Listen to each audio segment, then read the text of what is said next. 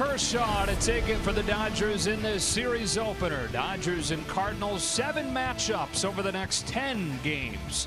And beginning a stretch where the Dodgers are going to learn a lot about themselves. 16 in a row against teams with winning records as we move into the middle part of this 2017 season. And we say welcome inside. Joe Davis with Orr Hershiser, and Alana Rizzo joins us in just a moment.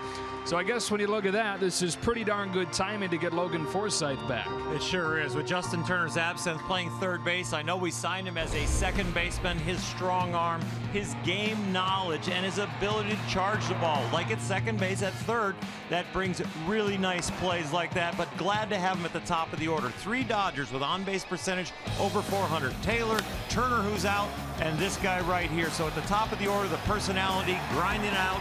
He is a welcome sight to have back. And for more on his return, here is Alana.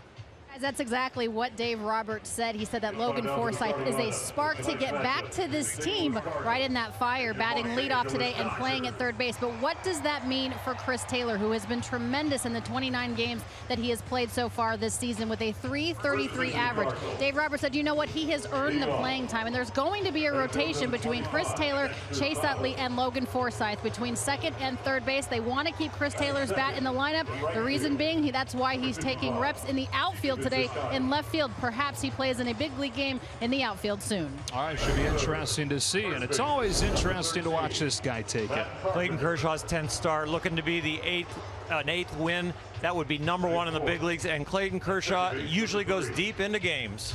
All right, it's Kershaw against the Cardinals, and Lance Lynn countering for St. Louis.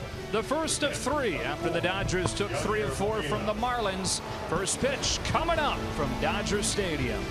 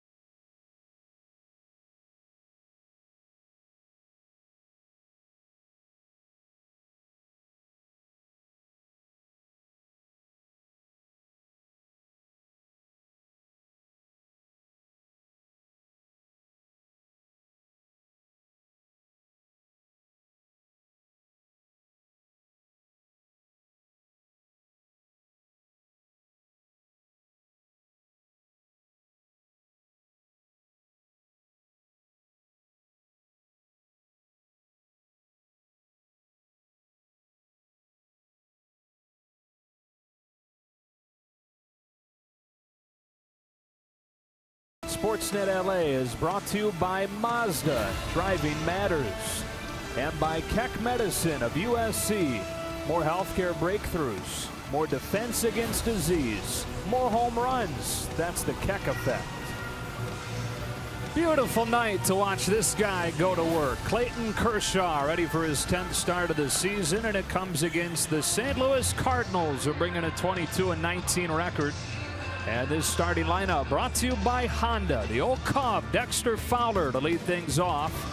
Then it's Stephen Piscotty. Matt Carpenter hits third. Jen Jerko, the cleanup batter. Then Yadier Molina, the veteran catcher. Johnny Peralta missed most of the first month and a half of this season with an upper respiratory infection, but he's back in there and starting at third. Aledmys Diaz, the shortstop, and Randall Grichuk in left, hitting eighth. Kershaw, #1 in the National League with those 7 wins. Nobody has 8 across baseball, and that .215 ERA as we continue to poke holes in what he's doing this year and try to find why he's not quite as dominant. That's the best earned run average in the National League. And I'll tell you what, Clayton Kershaw has been really good, not because of the slider, not because of the curve, but because of the fastball location. In the past would default to fastballs in against right-handed hitters, but this year is really commanding both sides of the plate with his fastball, and the batting average against his fastball is dropping. I said best. He's #2 in the National League behind Mike Leake in earned run average. And Dexter Fowler ready to lead things off for St. Louis on a picture-perfect night here in Los Angeles. Homestand rolling on. Dodgers taking 3 of 4 from the Marlins. And bringing in the best record in baseball since late April. Mike Matheny's club has dropped 4 of 5. That's the latest in what has been a bit of a roller coaster season for them. They started the year 3-9. Then they were the best team in the NL for an 18-6 stretch, but now have lost 4 of 5. Off we go with Clayton Kershaw delivering ball 1 to Dexter Fowler, who has the #1 average against Kershaw of any hitter in Kershaw's career, minimum 20 plate appearances. Fastball evens the count at 1-1.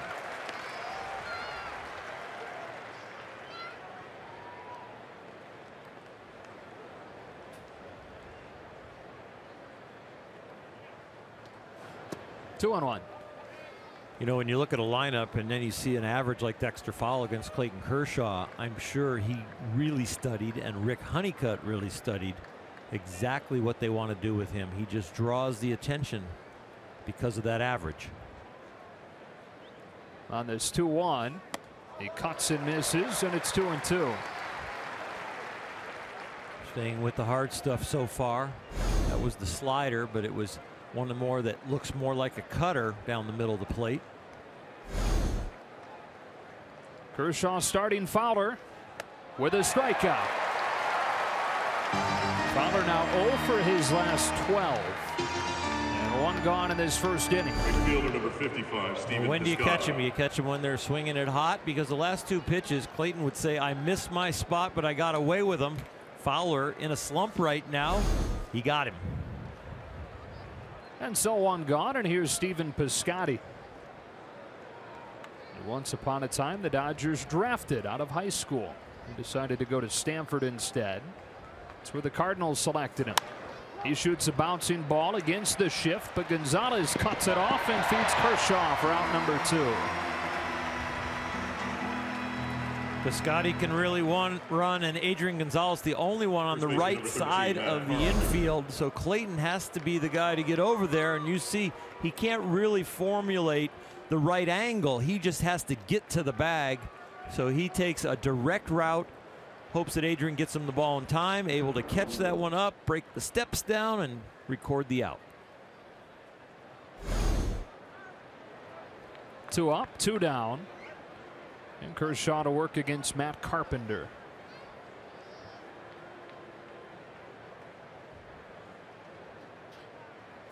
Carpenter having a bit of a fascinating season when you consider that he's #1 in baseball in walk rate, so he's still getting on base. Yet at the same time, he's leading the team in home runs, leading the team in hard hit rate. The only thing that doesn't look good is the batting average. 1-1. And they're looking for more production for him. They wanted to move him down in the order. That's why they acquired Dexter Fowler, to really slip him in there and get Carpenter there in the middle of the order. But the production really hasn't come there from the third hole.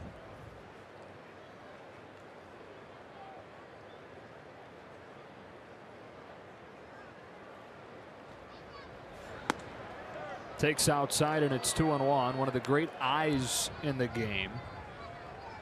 And it was pretty much only a good eye early on in his career, but he's added power to the equation. 49 home runs the last 2 seasons. 9 of them this year, including one in their last game on Sunday. 2-2. Always been a gym rat, kind of guy that beats everybody to the ballpark, beats everybody to the weight room or the cardio area in spring training. Beats even management that likes to get up early and do all the workouts before the players come in. Facing Kershaw with the bases empty and 2 gone. And working the count full with a borderline fastball. Those are the kinds of pitches that he's been known to lay off of. We're in the first inning with 2 out, nobody on, and Clayton goes to a sidearm delivery right there and just dots the corner and expects to be rewarded, but was not.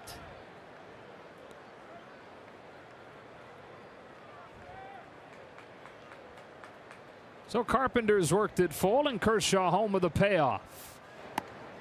Caught the corner with this one and worked to 1-2-3 first.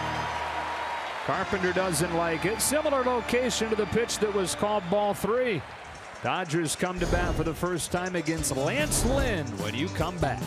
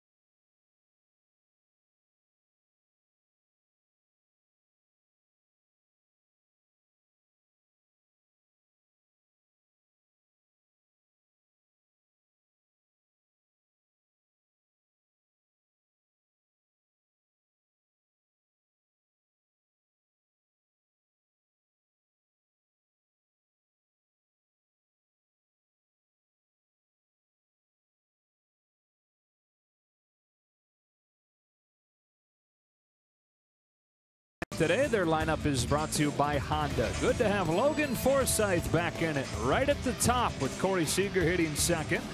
And Yasmani Grandal. Cody Bellinger bats cleanup. Gonzalez and Peterson round out the rest of the middle of the order with Utley at second and Puig in right. Lance Lynn, the Cardinals pitcher. He's 30 years old, hails from Indianapolis, Indiana. And out of the pitchers the Dodgers will see in this series, Oral, his ERA, which ranks 5th in the National League, is the worst that the Cardinals are going to throw at them. And he's throwing the ball very well. Out last year with Tommy John rehab throughout the whole year. And prior to that, really was a predominantly fastball pitcher. Well, he still is, but he is back to throwing his cutter and his slider because the elbow doesn't hurt. So you have to watch out for more than one pitch now. He's mixing his pitches very well. Forsythe climbs in, and here comes Lynn with a first pitch fastball downstairs. It's Logan's first game since April 18th. Seen more than a full month. Numbers were good over his couple of weeks with the team before that broken toe. Works ahead 2-0. And really, the DL stint didn't require to be that long because of the toe. It was the hamstring that popped up while he was rehabbing that delayed his return. 2-1. Completely different look in the leadoff hole compared to when Andrew Toles was healthy. Very aggressive hitter Toles is. More of a look like Chase Utley, but from the right side. Somebody's not afraid to build counts, take pitchers, and really grind it out. 2-2. One of the better two-strike hitters in the game. Great two-strike philosophy like Chase Utley.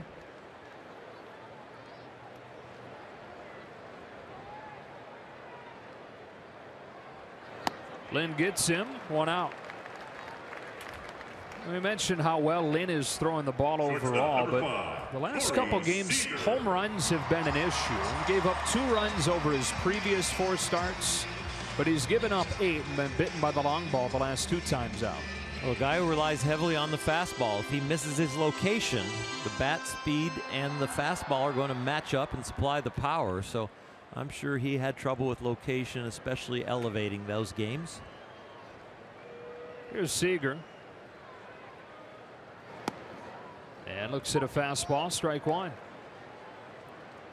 Corey really starting to look a lot better at the plate. I think the uppercut that he had struggled with for a few weeks there is starting to go away. That back shoulder and top hand are starting to work a lot better to keep the bat on plane longer.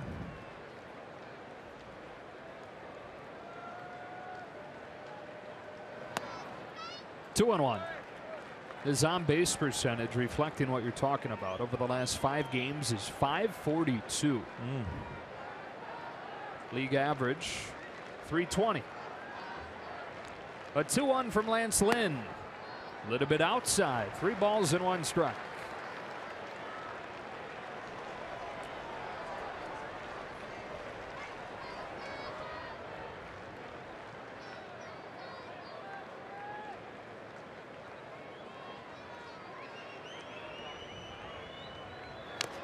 Full count. There's one he'd like to have back right there as far as pitch selection. It was right there and just got underneath it. Take a look at this swing and just maybe a little backside collapse there that gets him underneath that ball.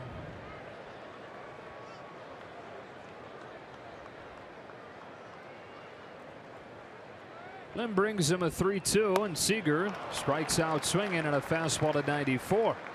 So back-to-back Ks to start Lynn's night, and up comes Yasmani Grandal. Take a look at our Land Rover Performance Spotlight. You go back to April 29th, he was hitting below 200, but since then, the #1 average in baseball at .417. Yasmani can really hit the low ball, and if Lynn gained some confidence in the high fastball there with Seager, I'm sure he'll try and use it here.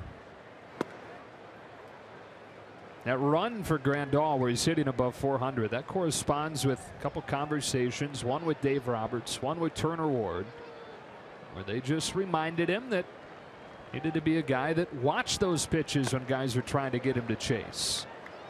Too frequently early on this season he was chasing pitchers out of the zone. They weren't having to throw him strikes. He started to be patient, took off. Here's the 1-1. Watches it miss. 2 balls and a strike.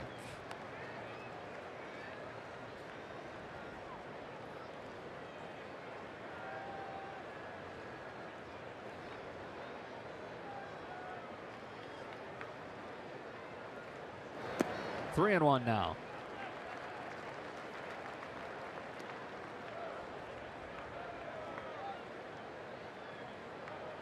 Lynn, a former first-round pick out of Ole Miss. Cardinals drafted him in 2008, made his big league debut in 2011, and won a World Series that year with St. Louis. Now in his 6th season, home with a 3-1. Grandal fouls back and runs it full. Lance Lynn has always been a competitor, a guy who comes right at you. It kind of has that John Lackey kind of look to him out there, where he's just going to, here we go, let's play some hardball. Said he's pitched with that same attitude, that same outward emotion since he was 12 years old, pitching in Little League. Grandal smashes one. Center field. Straight away for Yasmani. Home run. 1-0.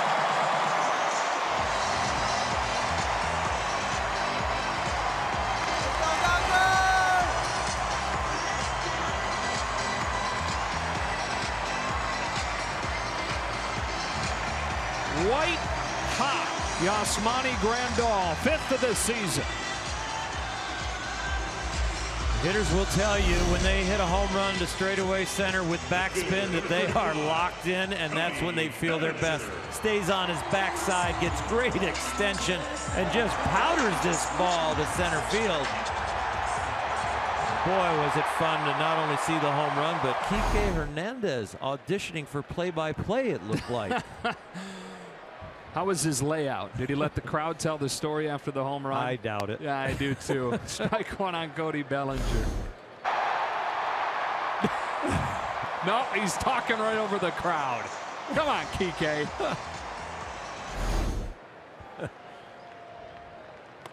Nothing in 2 now. That's the ultimate call your shot. Having your teammate call it and announce it. Still going. Yeah. Juan Castro, I'm guessing, is 3 or 4 pitches from moving. I don't know if he's doing it in Spanish or English. We'll have to find out. The pop off of the hands of Bellinger will reach the seats. Well, he had both Juan Castro and Rich Hill laughing. So that would make me guess. Might be English. In between.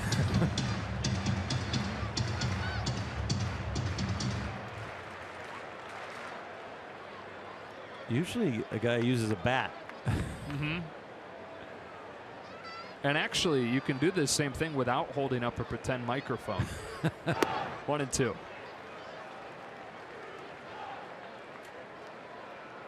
So it's again the home run that bites Lance Lynn. It's now 5 home runs allowed over his last 2 starts in 1 inning. He comes home 1-2 and delivers ball 2 to even the count on Bellinger.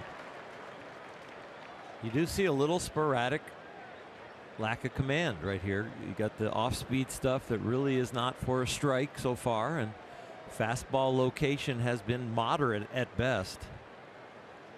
Corey Seager will tell you that he missed a couple of very hittable pitches. Now a 2-2 and a bouncer to second. Got him with a change. Sturco throws out a hustling Bellinger to finish the Dodgers in the first. But Yasmani Grandal takes Lance Lynn to dead center field, as called by Kike Hernandez.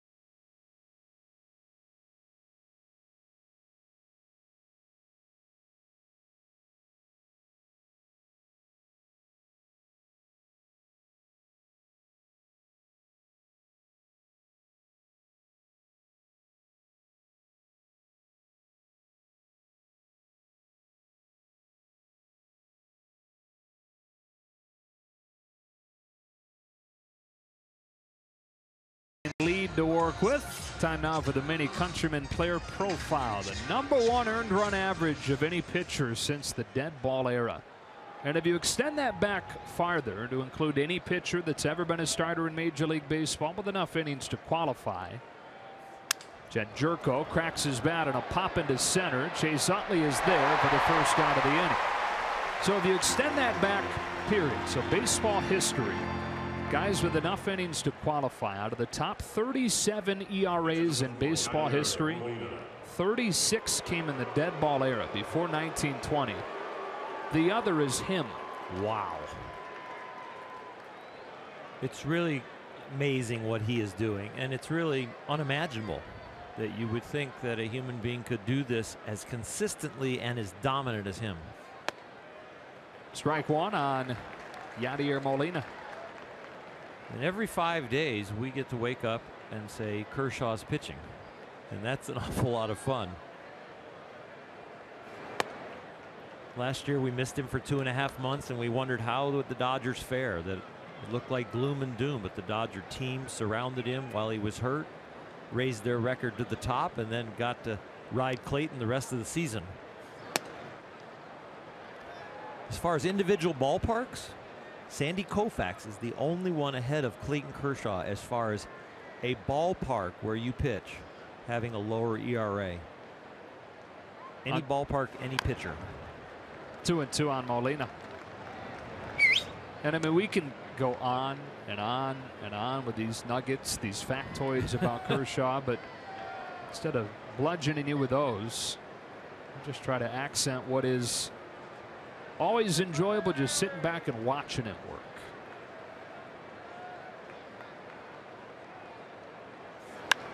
Molina flips one into right center field and extends his hitting streak to 12 games. 34-year-old Yadier Molina with a one-out single and the first base runner for St. Louis.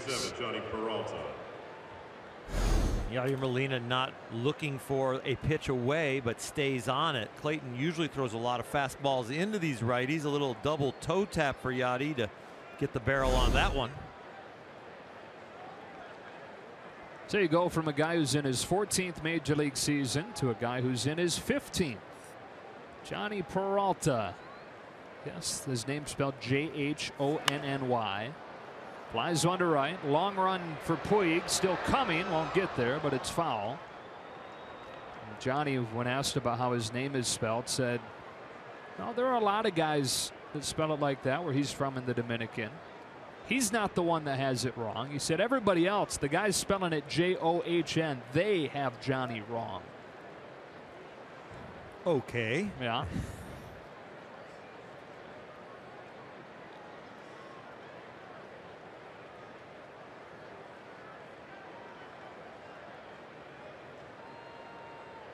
Molina leads it first with one out in the second, and Peralta takes one in the dirt. It's 1-1. Curveball from Clayton a little early in the game. A lot of times he gets through 3 or 4 innings sometimes and doesn't show that pitch. Showing a lot of respect to Johnny Peralta and his ability to turn a fastball around. Johnny's missed most of the season. In fact, lost his everyday role at third. 2-1. Good stop, Grandal. An upper respiratory infection and then an allergic reaction to the medication that he was taking for it. So missed about a month. And in the meantime, Jed Jerko took off at third, and when Peralta was ready to come back, there was no spot for him anymore. Starting today because Colton Wong still a little bit sore. Elbow's been bothering him. 2-2.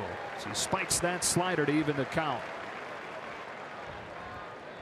I like Clayton's slider when it gets down around 87 to 85 miles an hour, even there, where it gets a little bit bigger and gets back under the right-handed hitter's swing onto their back foot. Dave Roberts said he thought his slider his last time out finally almost back to where Clayton expects it to be. Peralta takes it here and the count goes full. You see that one right there at 89. That's not the fastball. That's more like a cutter or a hard slider. Gets a little more depth and change of speeds on the hitter's timing when he gets down to 87 to 85 miles an hour. It's average around 87 for his career, and it was back around there against San Francisco last week. At the knees, strike three. Straight four seam to get Peralta. 2 out. Well, the Cy Young of the past and possibly of this year earned this one. Borderline low. He will take it. When you live on the edges and you throw a lot of strikes like Clayton does, you earn those. And Aledmys Diaz.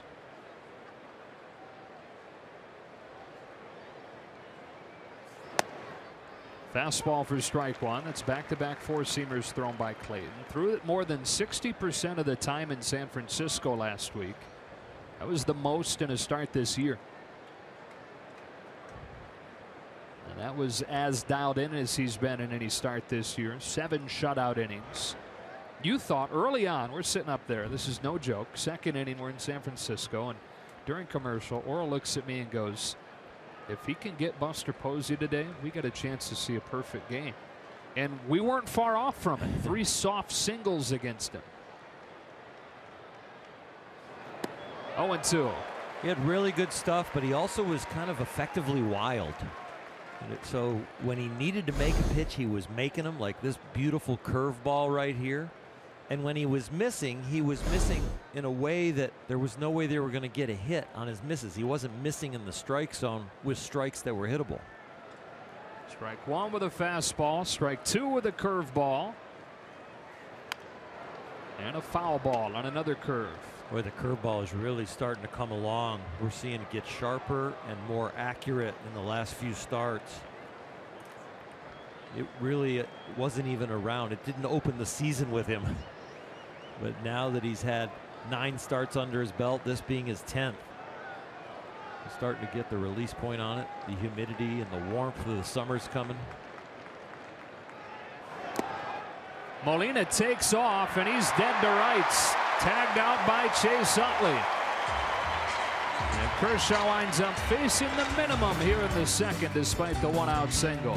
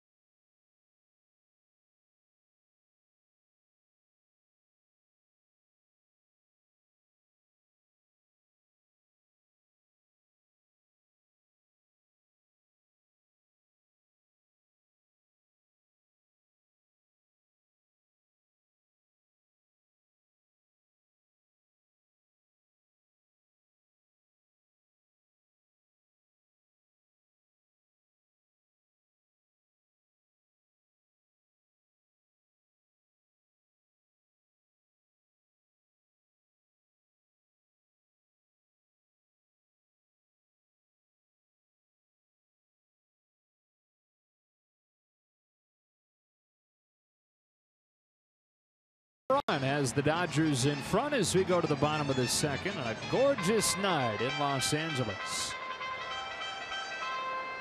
Jock Peterson bobblehead night.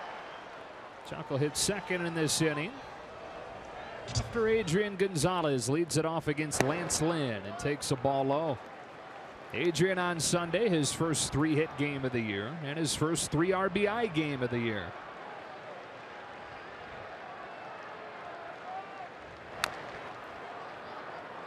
One ball and 1 strike. Adrian missing a few weeks on the disabled list with a few different ailments that he broke camp with, and said in hindsight that probably would have been smarter to begin the year on the DL.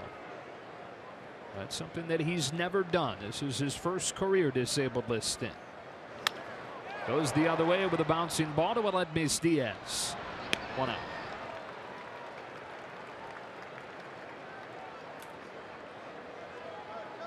Center fielder number 31, Jock Peterson. So here comes Jock, fresh off his first home run since opening day. Turned on one on Sunday and drove it out of here to right. It's an exciting night when you get your first baseball card, your first baseball bat, and then your first bobblehead. I'm sure he's got a lot of energy, wants to do something special tonight in that batter's box.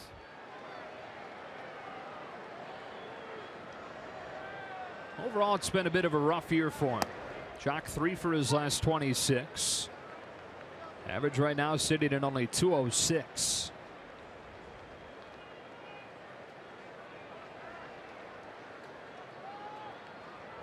Lynn's 0-1. Ball 1.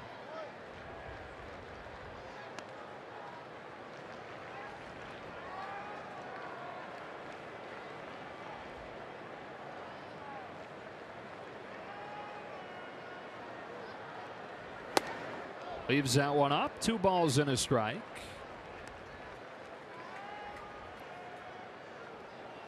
Jock very good at hitting the fastball. Not a real big breaking ball from Lynn out there. He's been mostly going fastball, cutting it a little, sinking a little, and then the changeup. Always been a heavy fastball guy, but they say the difference now is that he's varying those up. It's not just a 4-seam, a cutter, a 2-seam to go along with a 4-seam. Yeah, it's mostly firm. Used to be about 85% fastballs, and they were all pretty straight. But now he is moving it around the strike zone, all the quadrants with different movements. And throwing more cutters and sliders, because now with the elbow repaired from the Tommy John surgery, of course, when you're going to go under the knife and you can still pitch, but the ligament is failing, you stay away from the sliders and the split fingers and the curveballs, because that puts the ligament under stress. So your ratios change as you're going under the knife compared to when you come out of the knife, and all of a sudden you've got confidence in your arm and putting stress on the new ligament.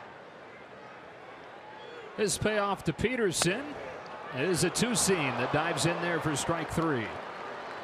So Lynn has his 3rd punch out, 2 away in the 2nd. It takes a fastball from being 1 pitch to being multiple pitches, because you throw it to both sides of the plate, up or down, and make it move in 2 different directions. So you get some strikeouts looking. Brings up Utley with the bases empty and 2 gone. Only the ageless wonder Bartolo Colon throws his fastball more often than Lance Lynn. Colon throws it more than 80% of the time. Lynn 78% fastball. A lot of heat to match his attitude and his emotion. Utley bounces one past first. The Carpenter takes to the bag to finish the inning. Dodgers down in order in the 2nd with a 1-0 lead.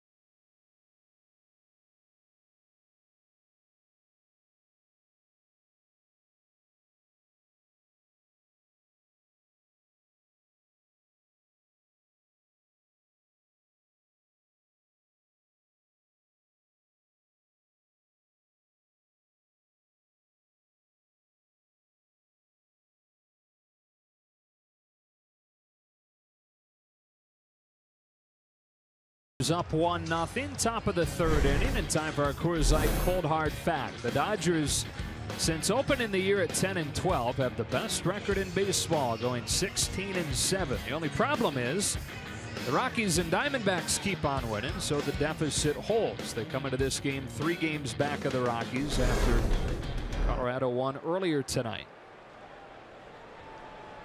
Clayton Kershaw back at it. Aledmys Diaz had 2 strikes on him when the last inning ended, with Yadier Molina getting caught trying to steal second.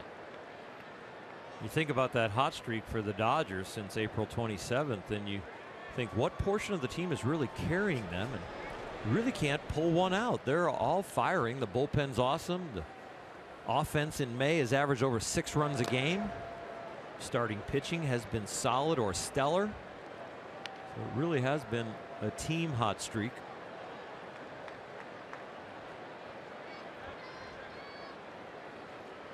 Kershaw to Diaz, 1-1. A curve, and it's 1-2, and it's been pretty so far from Clayton. Public enemy number 1. Diaz has swung over a pair of them. See what he goes to. 1-2. Fastball flipped to short right. Utley's there. 1 gone. We welcome you inside our broadcast booth. Joe Davis with Oral Hershiser. It's good to be back with you. Feels like it's been a while. It is good to be back, and to get a Kershaw game. Maybe it'll be a Kershaw classic, because you know he's out there trying to make Yasmani, his battery mate's home run, stand up. So it's a lot of intensity when it's a Cardinal-Dodger game. And it sure is going to be an interesting stretch here. The Dodgers so far have had the easiest schedule in baseball when it comes to opponents' winning percentage. They're going to pay the piper moving forward, though. Ball 1 on Randall Grichuk. 16 in a row from here against teams with winning records. So when you get into mid-June, you're going to know a lot more about this club. 2 balls, no strikes. Small bites. Take small bites. Don't look at the whole schedule. Don't look at how tough it could be because of all the good teams you play.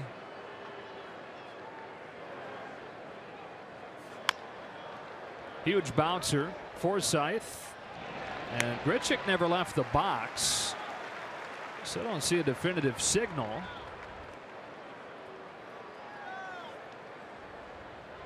I think they're saying that that was a fair ball, and now Matheny.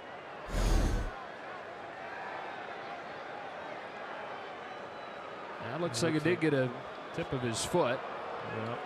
The left big toe looks like it gets a little bit.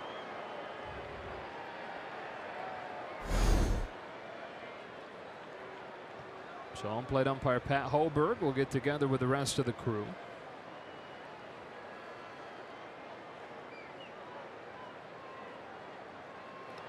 And they did rule that this was a fair ball, and as it stands right now, Grichuk is out. He is certain that it hit his foot.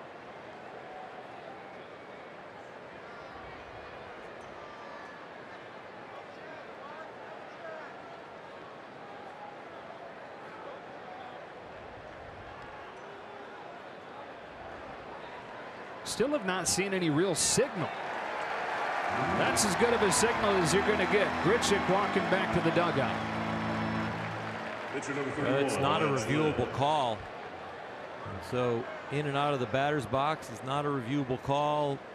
Ball hitting a runner, batted ball. It's just one of those ones where it's going to be very abstract, I guess, for them to be able to see it. Lance Lynn, Cardinals pitcher, takes a ball. Seems like that should be changed. There's no reason for that not to be reviewable. They keep expanding this every year of which plays are reviewable.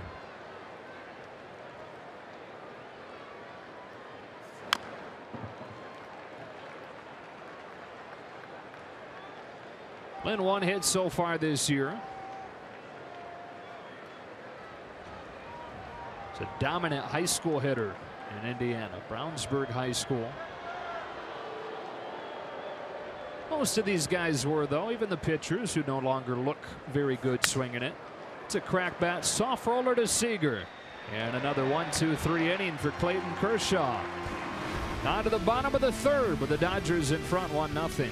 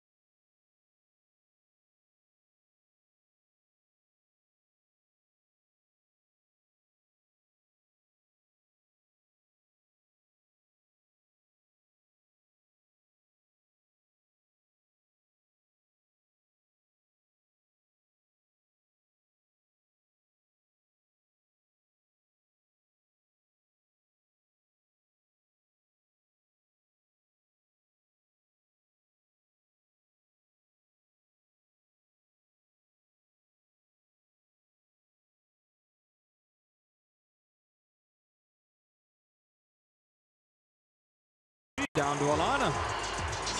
Hey guys, over here in the left field pavilion near the Dodgers bullpen, there's a very impressive bobblehead collection. It was purchased by the Dodgers from Mitch Poole, longtime clubhouse manager, has over 900 in it already, and they're going to be adding more to the collection. Of course, tonight is Jock Peterson bobblehead night, and then JT is on deck Tuesday, June 6th versus the Nationals. First 40,000 fans are going to get a JT bobblehead, then complete the set Adrian Gonzalez bobblehead during Game 2 of the bobbleheader. Get it? On September 6th, both presented by State Farm. Ardell, I love how accentuated the red hair is on the Justin Turner bobblehead there. Lance Lynn back out to the mound for St. Louis, and it wasn't a sure thing that he was going to come out after seeing him react here. Clayton Kershaw shatters his bat. Look at the reaction from the jam sandwich. He already wears the thumb guard there to guard against that, but that broken bat sent vibrations all the way up into his pitching hand. And in between innings, he got inspected by the trainers and his manager. He told everybody, I'm okay to go, waiting for that sting to go away. Still looking at a nail. His only blemish, the home run for Grandal with 2 outs in the first inning. 8-9-1 here in the third. Yasiel Puig, who has crushed Lynn historically, looks at a fastball strike. Yasiel's first start since Friday. Out of the starting lineup Saturday and Sunday with a back stiffness. Got healthy in time for the big night last night, the poker tournament for his foundation. And Alana's going to have more details on that and that fun night last night later in the broadcast.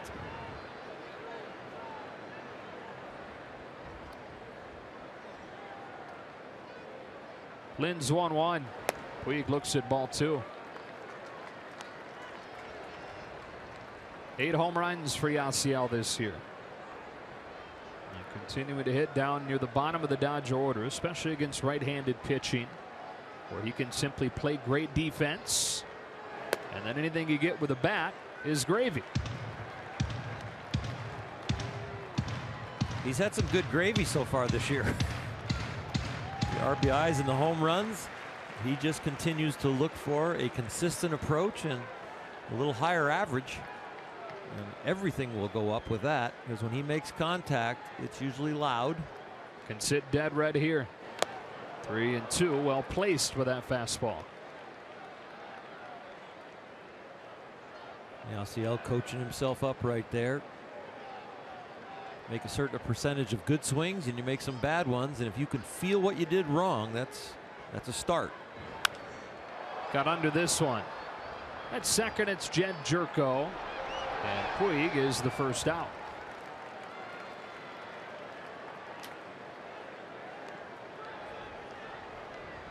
Number 22, Clayton Kershaw. Here's Kershaw.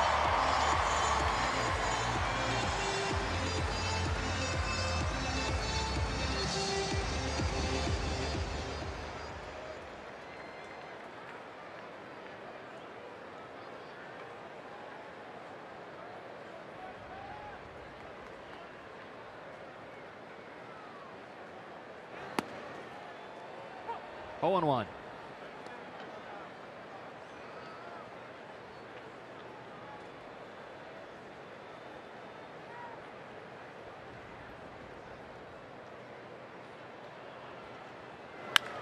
Slash down the left field line, foul, and it's 0-2 against Lance Lynn.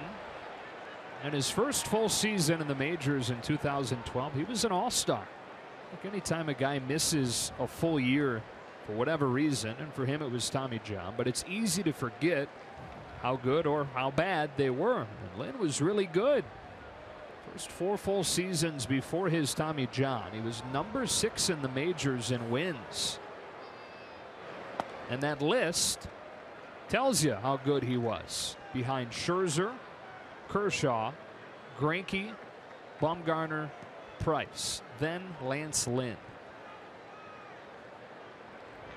And had that surgery November of 2015 and missed all of last year.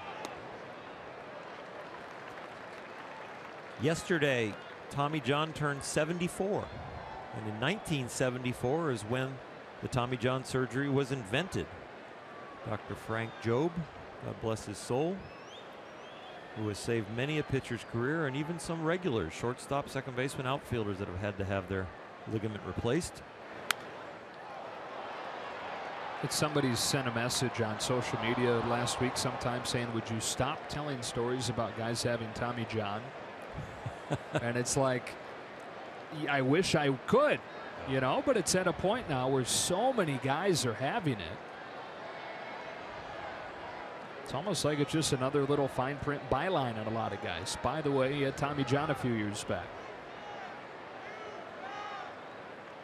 Kershaw down swinging, 2 out. MLB.TV Premium is back and better than ever. You can watch every out-of-market regular season game live on over 400 supported devices and get a free subscription to AppBat Premium. Visit MLB.TV for details.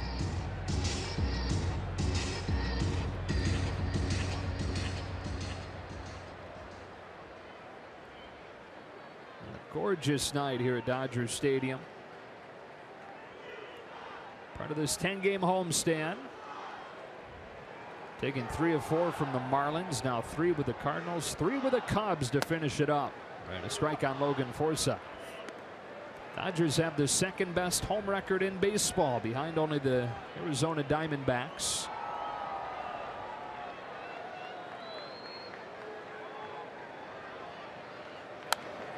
Oh, and 2. These Cardinals, they win on the road. They don't win at home. They've really had a tough time at home winning. Yeah, they've won 9 in a row away from St. Louis. Franchise record 12 in a row, but that was back in 1941. Well, the plan then for the Dodgers to beat them here at Dodger Stadium and then go to St. Louis and pick on them again. Forsythe has struck out both times in his return from the DL against Lynn, and after 3 innings, the Dodgers lead 1-0.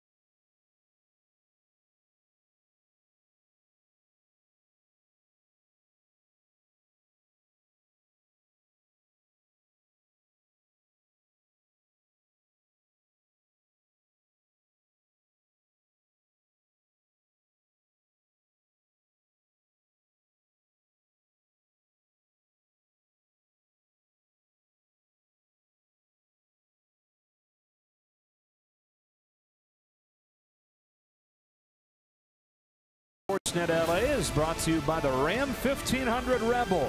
Experience the power and toughness of Ram at your local dealer. And by Jack in the Box. Come try the new guacamole and bacon chicken sandwich only at Jack in the Box. Today's the anniversary of one of the greatest offensive games ever. Shawn Green at 4 home runs at Milwaukee on this date. And a major league record 19 total bases in that game. Dexter Fowler leading off the 4th inning for the Cardinals and slashing one against Kershaw to right center. The Puig flags down for the first out of the inning. So you hear about the 4 home runs, but what often doesn't get discussed is the fact that he also singled and doubled. Homered in the second, homered in the fourth, homered in the fifth, and then again with 2 outs in the 9th. Remarkably, entering that series, Green hadn't hit a home run in a month. In the previous home series here at Dodger Stadium, the fans booed him. He was doing so poorly.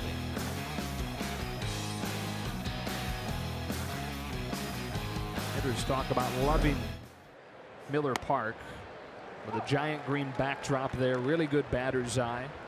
0-1 on Stephen Piscotty.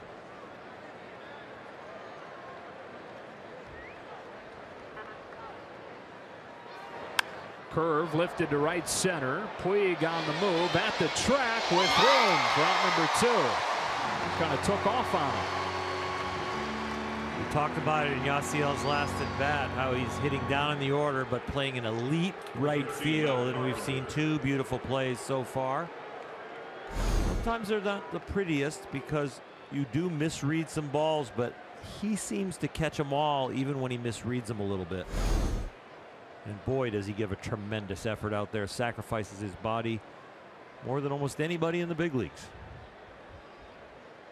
2 up, 2 down, and it's Matt Carpenter. Kershaw starts him with a strike. Clayton's faced the minimum through 3 2/3. The only blemish. Yadier Molina single in the second, but he was erased trying to steal.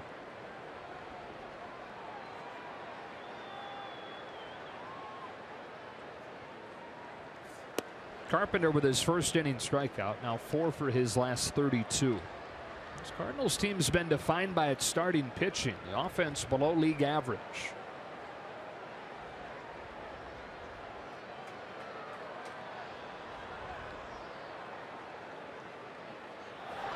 Two and 1. We talked about the rough schedule ahead of the Dodgers. And not many times do you play a team above 500 that doesn't have good starting pitching. And if they have the good starting pitching, the solid bullpen, and then an offense, boy, you get the teams that can run away with things. Caught the corner, 2-2. This really is not a whole lot different than last year for the Cardinals at this stage. What's different is what the Cubs are doing. Well, last year the Cubs had run away at this point.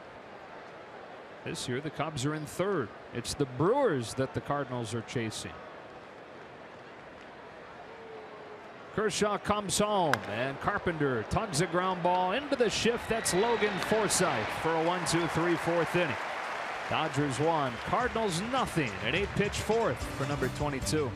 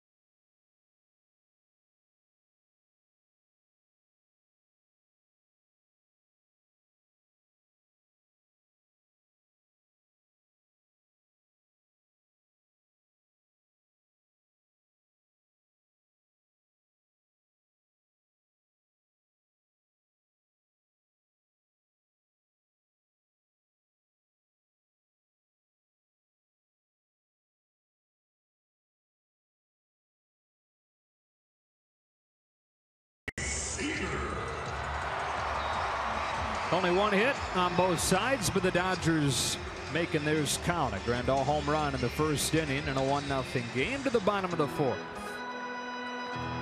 It's Seager, then Grandal and Bellinger against Lance Lynn. Has 5 punch-outs so far. And the burly right-hander from Indiana delivers the first one to Seager, who lifts it in the air to left.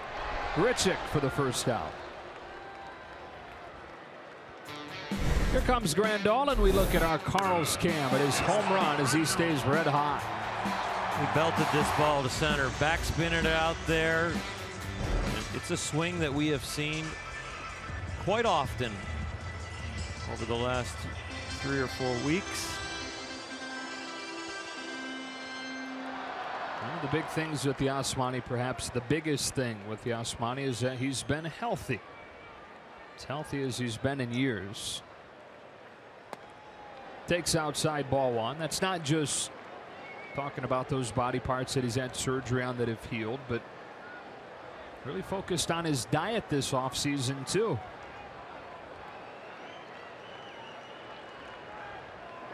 Told this story before, but there's a great story from this offseason where his 7-year-old daughter was at her grandma's house, and Yasmani said this is the point where he really realized that he was in deep with this diet. But grandma buys Yasmani's daughter a candy bar, but she checks the label and says, 57 grams of sugar in here, Grandma. I can't eat this. He had been picking up on what Yasmani was doing at home and said no to the candy bar. Here's a 2-1, and that's ball 3. As a parent, they're always looking, they're always listening. You don't know how much of a role model you are sometimes.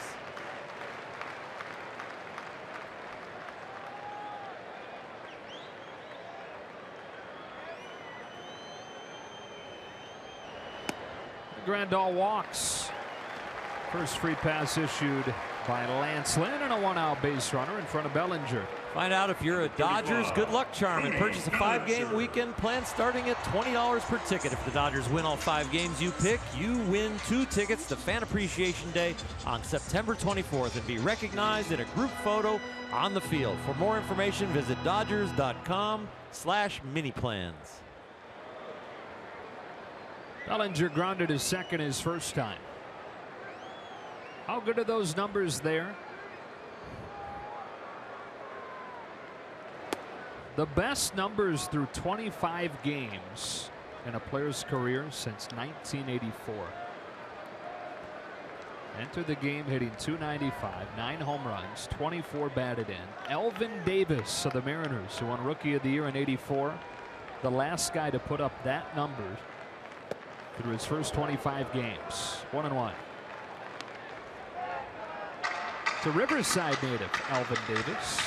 Had 9 years in the majors.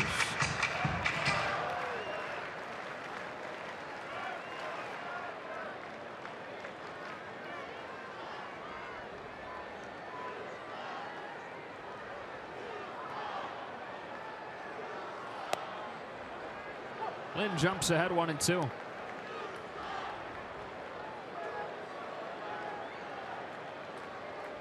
You have a guy on the mound that throws a lot of fastballs. You got a guy in the batter's box that loves to hit fastballs and has a very big swing with tremendous bat speed.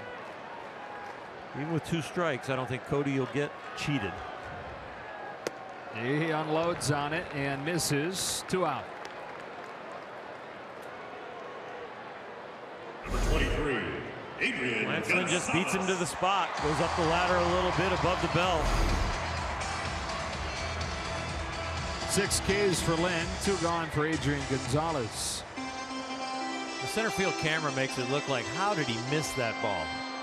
Should go down and stand in the batter's box sometime. The thing looks like a blur. Even sitting in the really premium seats back around home plate, around the dugouts. It's a high fly ball towards the left field corner. Grichuk slides under it. He's there, but that'll give you an added appreciation for how hard that ball hums in there when it's mid-90s. On to the 5th. on a beautiful night in a 1-0 game.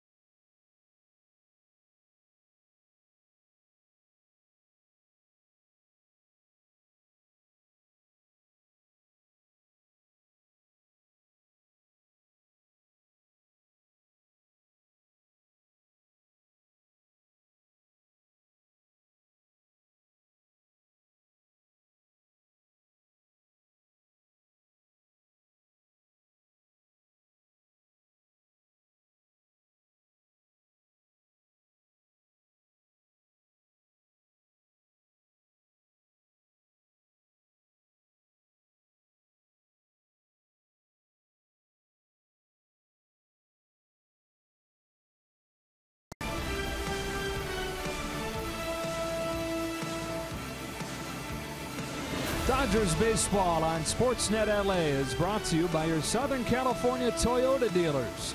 Toyota time is going on now. Get incredible deals on a fuel-efficient RAV4 hybrid. Ozzie and Tommy. Tommy, you continue to be on everybody's thoughts and prayers. Hope to see you back out here at the ballpark soon. Getting catching up on a few things. Skip, wishing you well. I know you're resting and getting stronger. Get out here with that heart of a lion. We need your enthusiasm. Jed Jerko leads off the 5th against Kershaw and takes ball 1.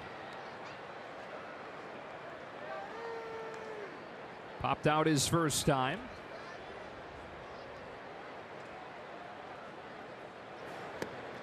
Slider buried, and it's 1-1. That was a nasty slider right there. Save that one. That one will get anybody out.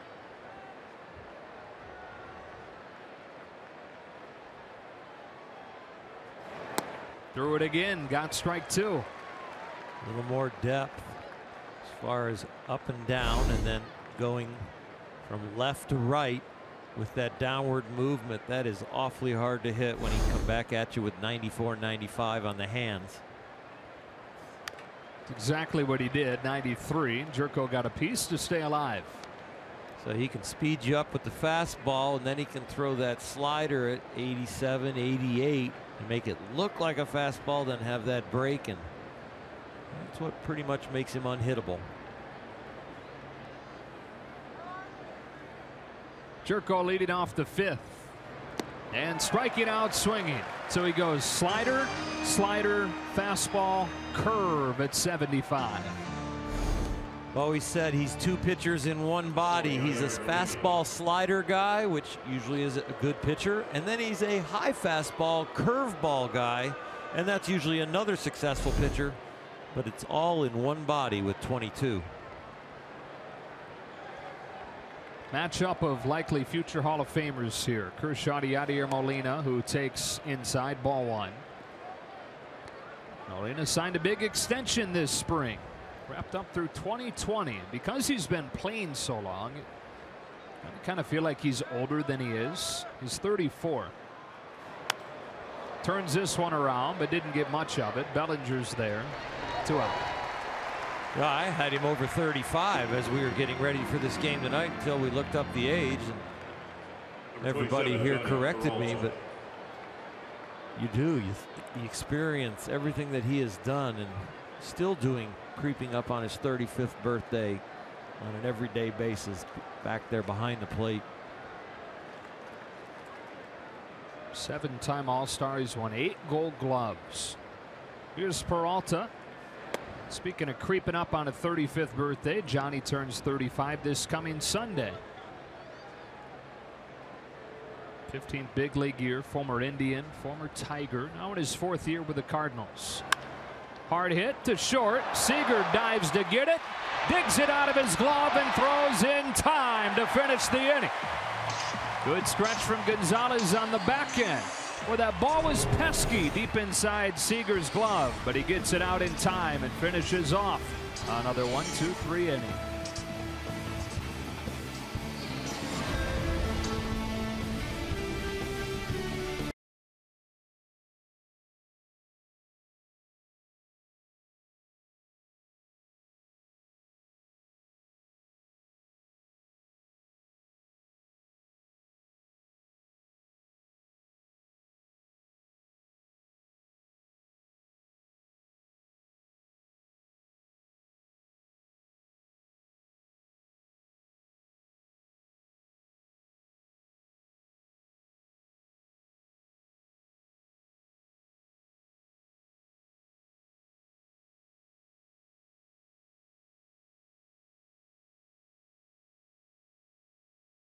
It has to do with the involvement around the first base bag, and I think it's if Adrian Gonzalez's foot stays on the bag when he receives the ball. I think they got it all right. I think it's more a question of what got there first, the foot or the ball. What do you think? I think it's pretty close. Call on the field is out. These ones are hard for umpires because you're trained to look at the foot hitting the bag and listen for the ball hitting the glove. And when the ball skips, it doesn't make the same kind of pop noise in the glove that you're normally listening for. Call's confirmed, or at least stands. And now we'll go to commercial. Come back in a moment.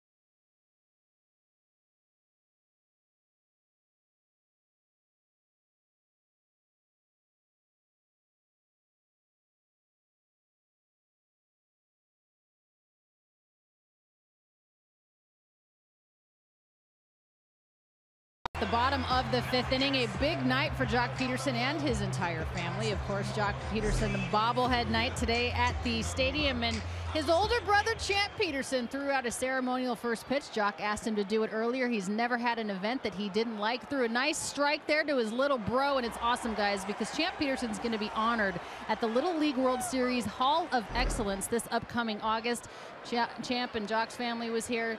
Jock's fiance's family was here. Just a great moment for the Peterson family, and he threw a nice little strike there. He did, and then he got the crowd revved up by announcing that it's time for Dodger baseball prior to the game. 2 balls and no strikes on his brother Jock. Those are 2 of the 4 kids in the Peterson family. Tiger, who played at USC, or played at Pacific, beg your pardon, and then independent baseball.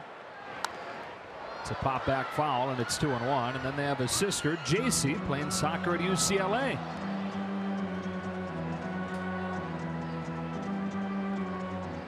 Jock earned the game from his dad, Stu. Played more than a decade professionally. That included a few at-bats with the Dodgers in the mid-1980s. Worked on their game together in the backyard in a batting cage that Stu built. 2-2. Jock's a great brother and a great son. Involves his family in everything that has gone on in his big league life. They're around an awful lot. You see him in the family room or in the tunnels on the road trips as they come out from the locker room. And Champ is a ball of energy. And everybody lights up when he's around. There have been times when Dave Roberts has let him give him motivational speeches.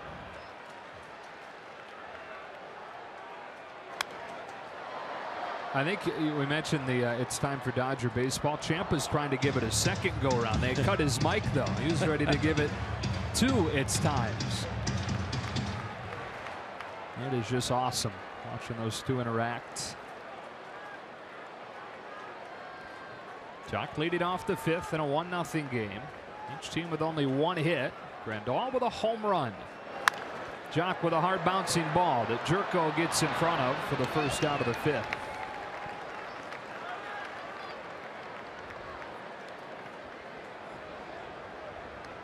Number 26. Lance Lynn keeping pressure on the Dodgers and on Clayton Kershaw, only giving up that solo shot to Grandal. We definitely have a pitcher's duel with these 2 ERAs coming into this game. Chase Utley now grounded out his first time. We mentioned Lynn missing all of 2016 following Tommy John. It was here at Dodger Stadium, actually, last time he pitched here, that he first started feeling pain in his elbow. That was June of 2015, but believe it or not, he pitched the rest of the season.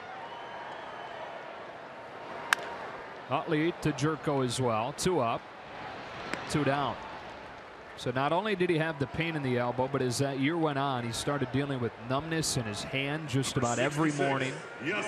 On start days, Lynn would rest on his couch until deep into the afternoon, until he absolutely had to go into the ballpark just so he could comfortably straighten his arm.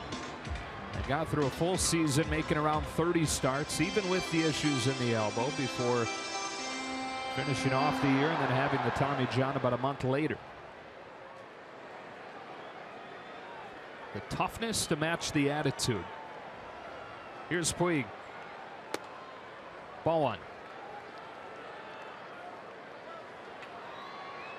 And rehab is as much mental as it is physical. After the surgery is over, you have to remember that it is going to get better.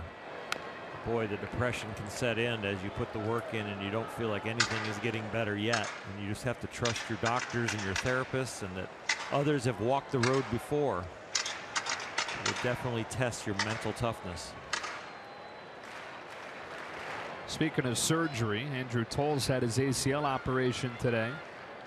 Best wishes to Andrew as he begins his recovery. That's a strike on Puig, and he falls behind 1-2.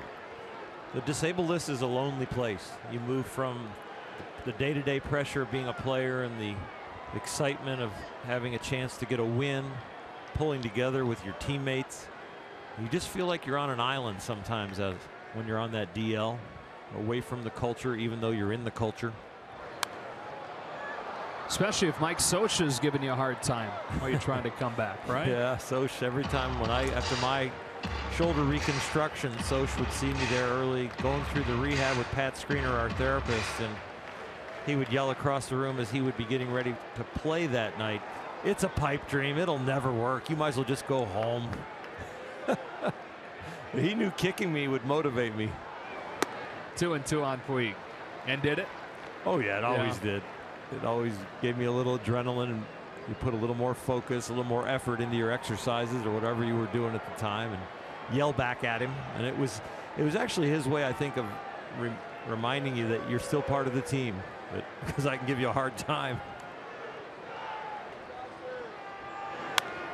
Off the end of the bat into short right field, it's Piscotty or Jerko, and Stephen Piscotty completes a 1-2-3 inning for Lance Lynn. Couple of pitchers having good nights. Kershaw just a little bit better so far. This is how we get to look at all those pictures we put up on Twitter and Instagram. We use that.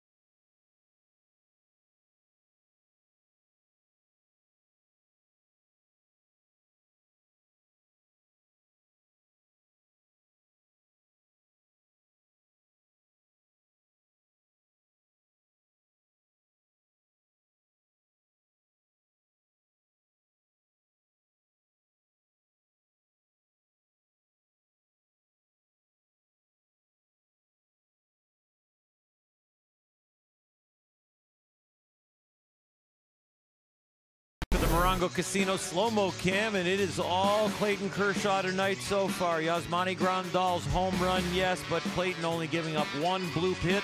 Yadier Molina has faced the minimum with some very precise mechanics and location. And it seems like, again, he has everything working. He does, and he has had it working at a higher and higher level every start.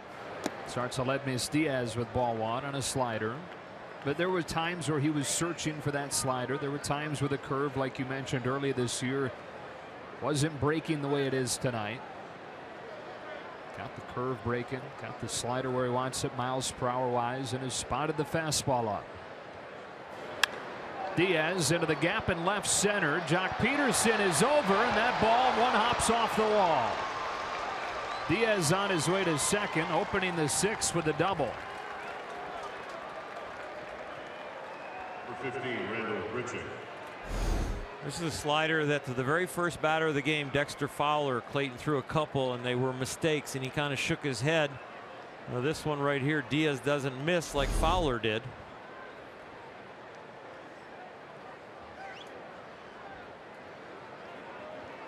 And now the 8-hitter Randall Grichuk. Kershaw will try to work through the bottom of the order to keep this a 1-0 game. Grichuk his first time grounded out, but never left the box. Thought that the ball hit his foot. Wasn't reviewable. And the umpire crew ruled that it didn't hit his foot.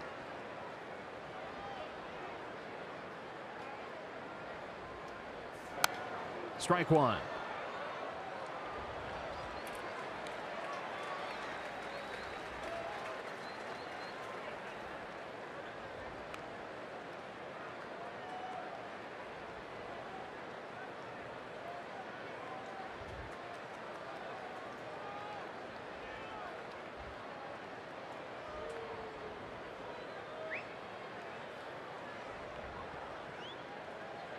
A break in the rhythm right there for Clayton as he tries to get on the same page with Yasmani.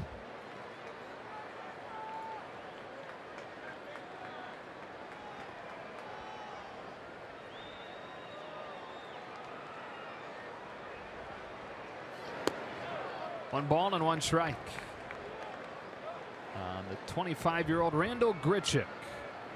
4th year with big league time now. Last year was a really trying year for him. He had multiple stints in AAA after it seemed like he had established himself as a full-time big leaguer. That was an ego check, getting sent down and overhauling his swing, overhauling his approach. A curve drops out of the sky to put Kershaw ahead 1-2. So last pitch you have in your mind with a runner in scoring position. Clayton usually with the fastball and the slider. When he drops the curve in, he's stealing a strike.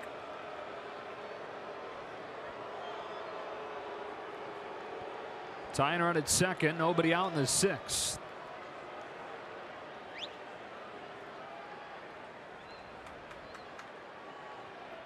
Kershaw home 1-2. Bounce to first. Gonzalez pumps towards third. Feeds Kershaw and a race to the bag just in time.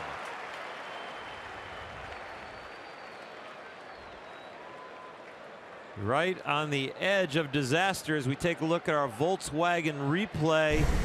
Clayton Kershaw assuming maybe the ball would just be taken to first by Adrian Gonzalez, but that fake right there takes away his first step. Clayton had to continue on and barely beats him to the bag.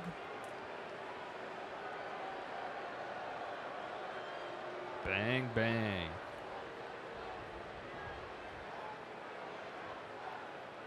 Yep. So he gets the first out, and now the pitcher Lynn with a tying run at third. Cardinals try to capitalize on a leadoff double from Diaz here in the 6th. Lynn can't be too comfortable swinging the bat after the last at bat where the bat was shattered and his hand got hurt. Grandal sets the target inside. Here comes Kershaw. Strike one. Infield pulled in. And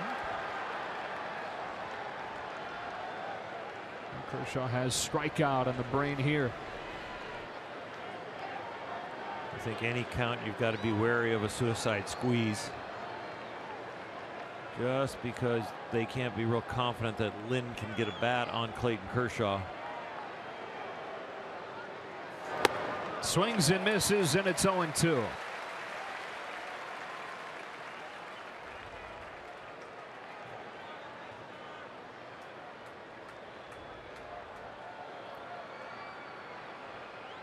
Clayton seems to have another gear. I know it's against the opposing pitcher, but there's a man on third and less than 2 outs. You don't have elite ERAs without stranding those runners. He got him. 2 out. Went back foot with a curve. And made Lance Lynn kind of look like a little leaguer. First time he's seen a curveball with the pace of that swing.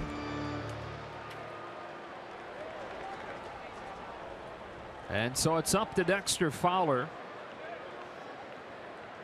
who's 0 for 2 today and hitless in his last 13 at-bats now. The big offseason signing for the Cardinals, a 5-year contract worth more than $80 million, and it has not been the kind of start they were looking for from him. Lead swing and a cutter, strike one. That said, like we told you off of the top, Fowler's been better against Kershaw than any hitter that's seen him at least 20 times. Clayton has been very good in this situation. 2 outs and a man on base. Hitters are only 2 for 25 this year. Diaz at third. Here's an 0-1. 1-1. It could only be low, and that's Clayton's look, because that had all plate. Just below the hollow of the knee.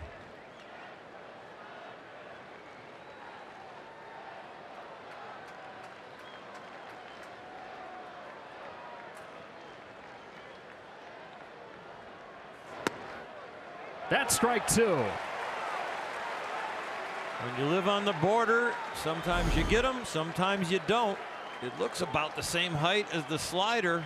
That one was considered low. This one's considered a strike.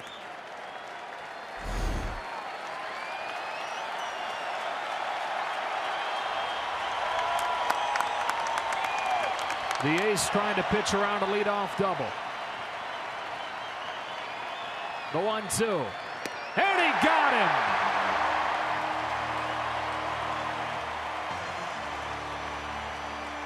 St. Louis leaves the tying run at third as Kershaw strikes out Lynn and strikes out Fowler. 1-0 to the bottom of the sixth.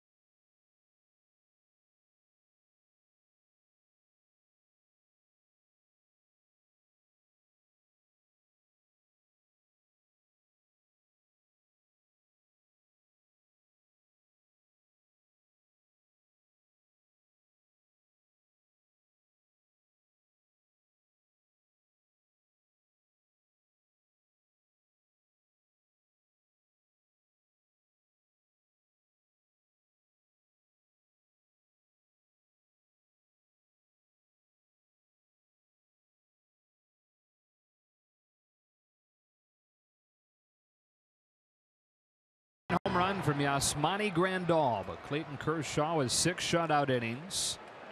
And the leadoff this inning against Lance Lynn has been splendid for St. Louis. Kershaw bunts the first foul.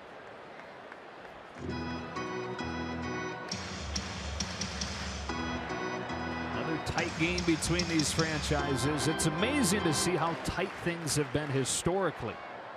Teams have met more than 2,000 times, and they're separated by 3 games. Dodgers have won 1,022. Cardinals have won 1,019. It goes back to 1892. Another foul ball, and it's 0-2. First met when St. Louis joined the National League. They were the Browns at that point. And wore brown, didn't start wearing red until 1899 when they became the St. Louis, not Cardinals yet, the St. Louis Perfectos for a year.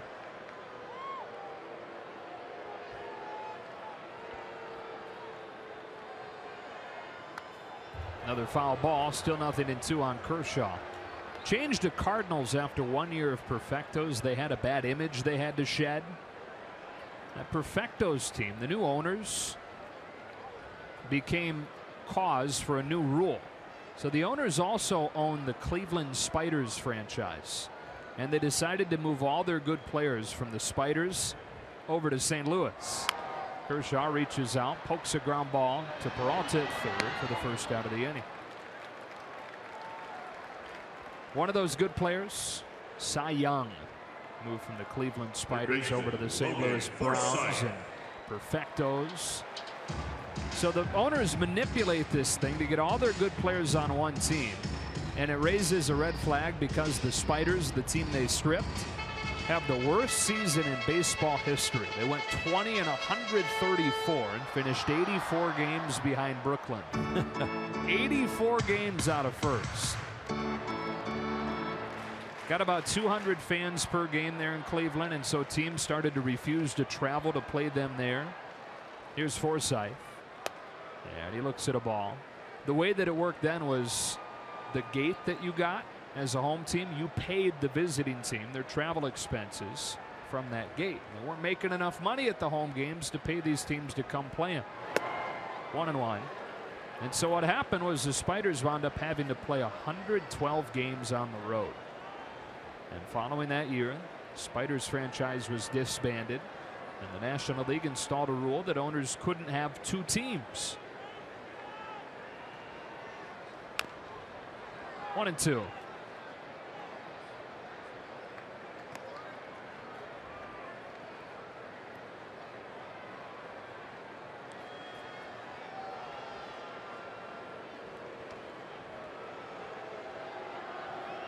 Been the Cardinals since 1900.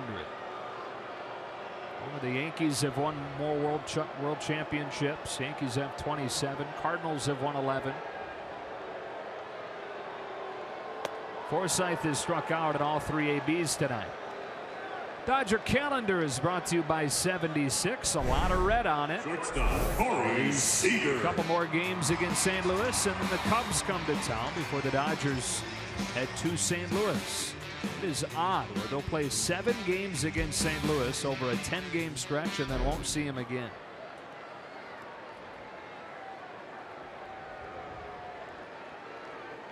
Two outs. Corey Seager.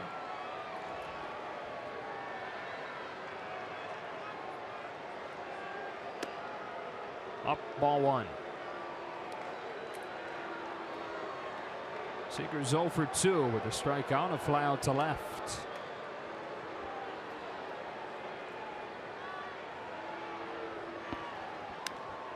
One ball and one strike.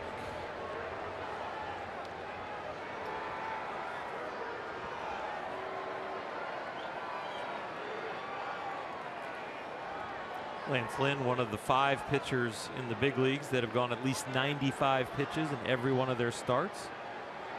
It's showing the health of that comeback from the Tommy John surgery.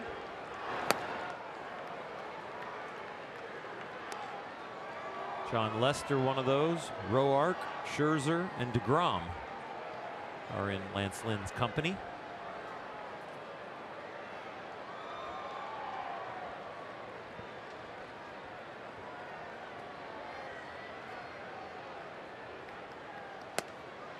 Two balls and 2 strikes. DeGrom about the only guy that's been a positive in that Mets rotation this year. Can you believe that they have the worst rotation ERA in the National League?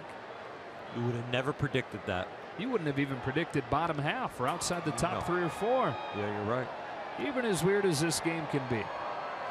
Seager strikes out swinging, and Lance Lynn continues to mow the Dodgers down. Out of the late innings on Jock Peterson bobblehead night. If you're enjoying that Oreo ice cream, man, I got to get some of that.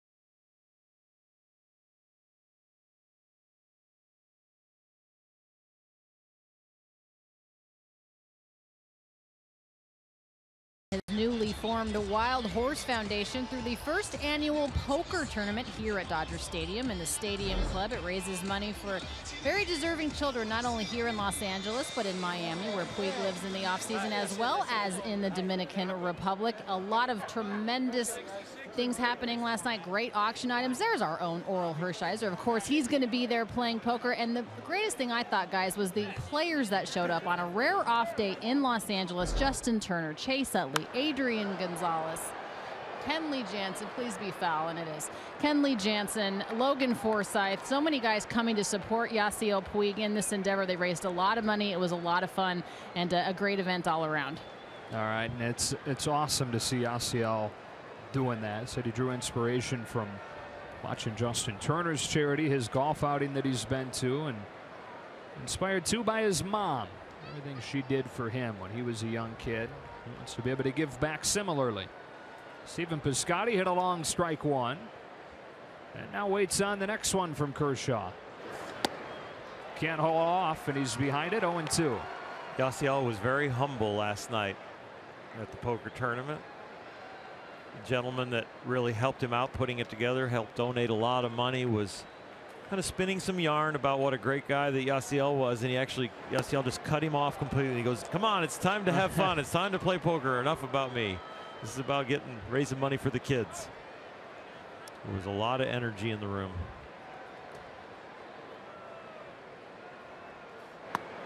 2-2 on the two hitters, Stephen Piscotty. Carpenter and Jerko to follow. The slimmest of margins here in the seventh. Produced from Yasmani Grandal's solo home run in the first inning. Kershaw shakes off a couple of signs. Now downhill with a 2-2. Instead, pauses partway through, and Piscotty steps out.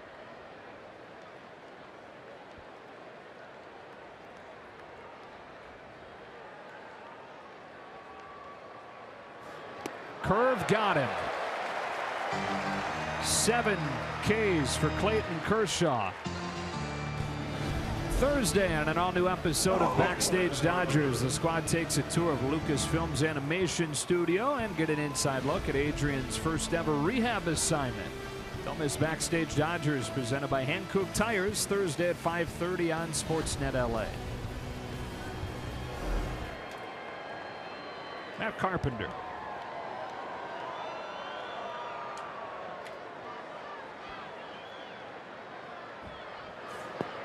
One and 0. You know, with Matt Carpenter at the plate, it reminds me a lot of the energy of the guys that have been knocked out by these Cardinals.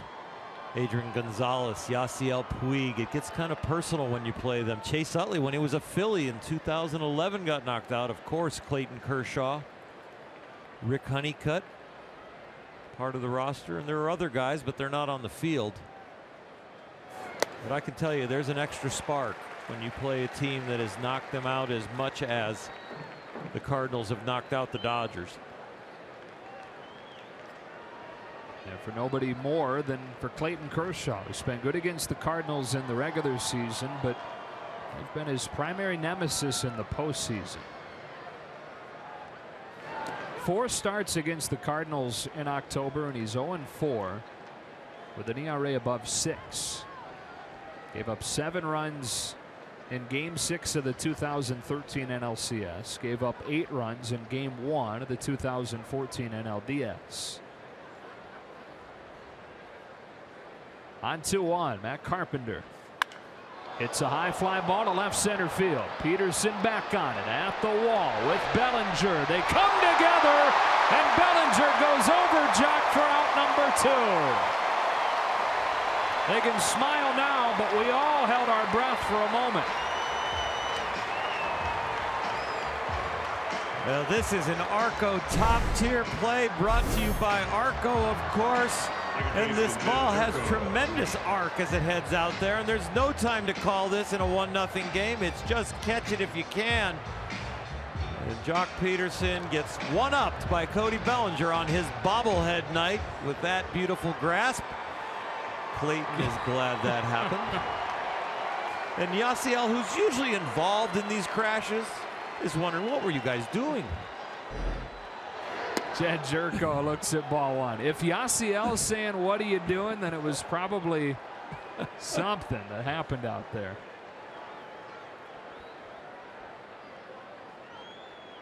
Here's a 1-0. That's a strike. Not out of the woods yet. Jerko. 30 home runs last year. Look at Puig. Disgusted. I just can't believe they don't communicate. There's that curve again, as sharp as it's been all year, and it puts Jerko behind 1-2. It's as many as he's thrown all year. Feeling really comfortable with it.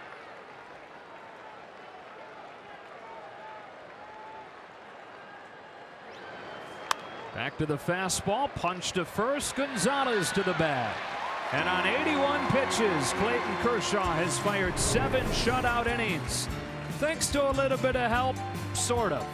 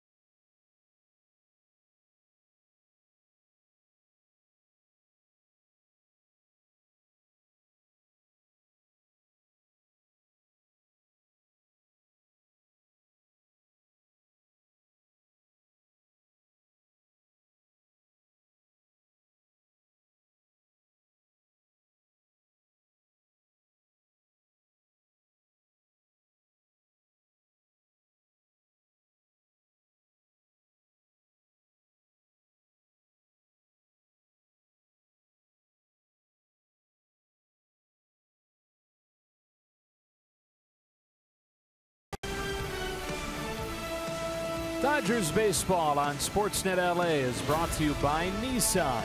Choose Nissan today for great offers on our most exciting lineup ever. Shop ChooseNissan.com.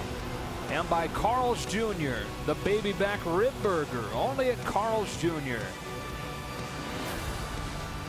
Not handing out any gold gloves for that defensive play for out number 2 last inning. It was an out nonetheless. Keeps it a 1-0 game, and Yasmani Grandal taking ball 1 from Lance Lynn. And Puig didn't stop giving him a hard time when the inning ended. Yasiel comes flying in there and don't hurt him. It's 1-1. Truthfully, though, when you watch that, whose ball is it? I mean, is that a tough one because they both get there so late? I think with Jock, he wasn't sure he's going to get there and maybe didn't call him off. And Cody is so fleet of foot, and Rangy out there has got that rookie energy still in him. So there was a slight miscommunication, and maybe Jock wasn't a strong enough captain. But looks like he's okay. Here's the 2-1. And Yasmani's ahead of Lynn, 3 balls, 1 strike. Only hit tonight. Grandal's home run back in the first inning. Top hitter in the majors since late April, after he was below 200 over the first few weeks of the year. On 3-1. Takes strike 2. Lancelin's been careful against him, walked him his second time up there. And those are the only 2 base runners against Lynn. The home run and then the walk, both from Grandal.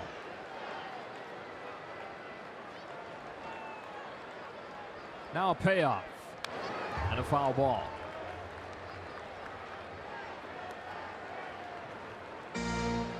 Yadier Molina is so much fun to watch catch. He does more than just put signs down and then put a target up. He gives some body language. Gives you inspiration back there. Adds a little extra to what he wants. A pop up on the left side of the infield. And Johnny Peralta puts it away for out number 1. Planning an overnight trip. Be one of the first 40,000 fans in attendance on Thursday, May 25th at 7:10 when the Dodgers face the St. Louis Cardinals and receive a Dodger branded weekender bag courtesy of Security Benefit. For tickets, visit Dodgers.com/promotions. You mentioned Yadier Molina and the way that he calls the game and handles the staff. When he was 16 in the Dominican or in Puerto Rico, where he grew up, he was a starting catcher in one of Puerto Rico's top adult amateur leagues. Bellinger bunts it in the air, foul, strike 1.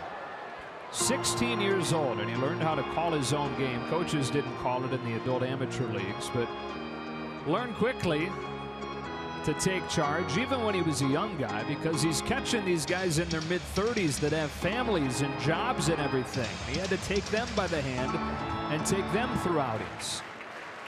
He's been doing this for a long time, and relatively speaking, there was pressure put on him from an early age in that regard. See what he calls on 0-1. Got a fastball by Bellinger, 0-2. Obviously part of a great baseball family. Yadier, one of 3 brothers to win a World Series. Benji won one with the Angels. Jose won one with the Angels and with the Yankees. Yadier, the youngest of the bunch by several years. Bellinger takes up ball 1. He grew up in Puerto Rico. He had a 2-bedroom house. Parents lived in 1 bedroom. All 3 brothers shared the other.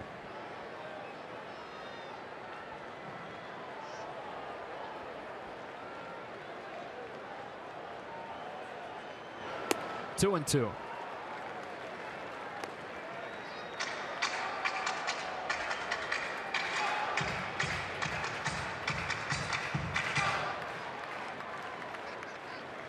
Lancelin nearing the 100 pitch mark with the bases empty, 1 out in the 7th inning, and trailing 1-0.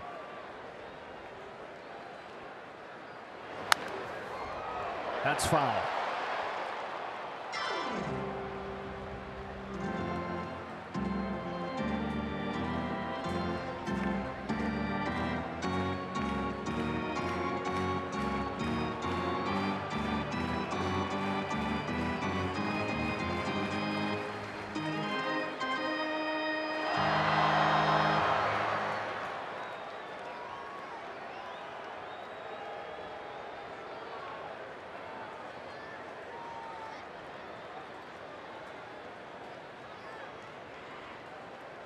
Lynn's 2-2.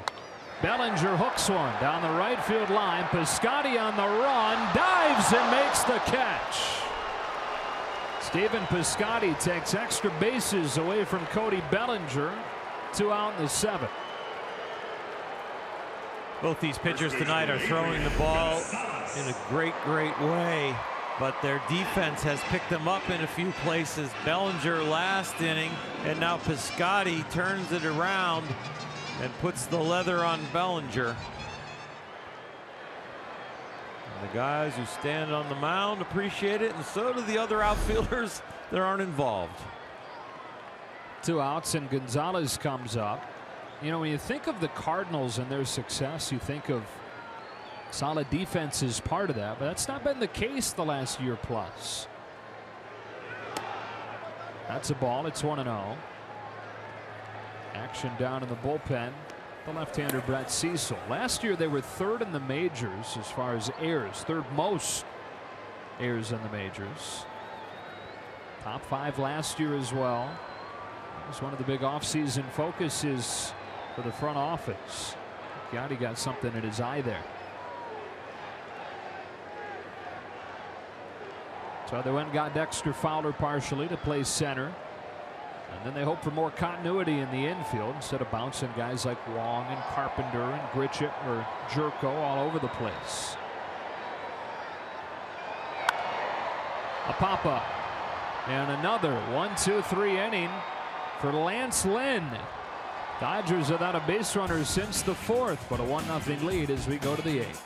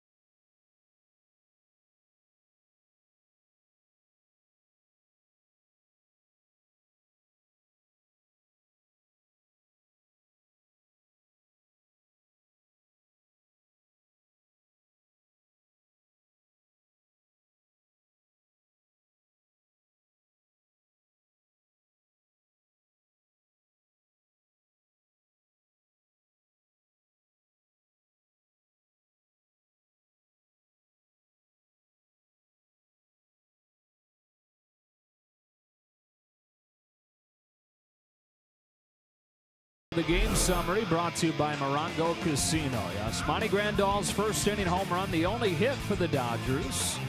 But they lead off that one hit thanks to 7 shutout innings from Clayton Kershaw, allowing just a bloop single in the 2nd, and then able to pitch around a leadoff double in the 6th. Clayton going deep into a game again.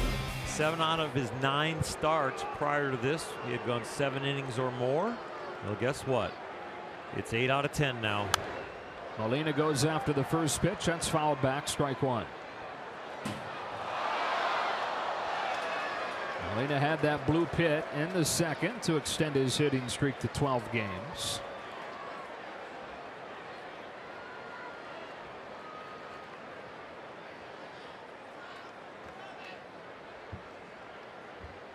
Kershaw back home 0-1. Through a changeup. 1-1. Molina and the guy on deck and Peralta, they're kind of ambush hitters. They're guess hitters in a 1-0 game. You want to keep them guessing wrong. Clayton ahead here of Molina, but he has pitched very well from behind in the count. He's fallen behind 9 hitters today and gotten 8 of the 9 of them out.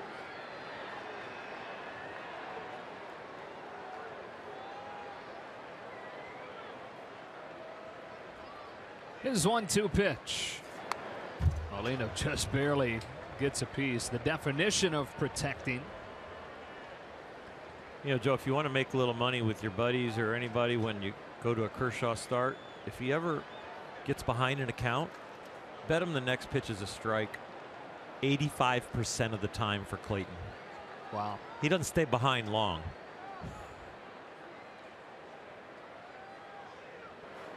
A curve gets Molina, his 8th punch out of the 9th. Really going to some deep variations in pitch selection tonight against these Cardinals. He knows they are a very well-studied team. They look for tendencies and they try to capitalize on them. And Clayton is showing none of his tendencies tonight. He's really not being a bull in a china shop. He's being very creative out there. That was the word I was going to bring up. Reminds me a little bit of the way Rich Hill is creative with his curveball. Bearing down on 2,000 career strikeouts. Johnny Peralta taking ball one. Also bearing down on his, or on your career wins total. You're next up there. He's 2 away. For Dodger wins? Well, he's going to fly by that.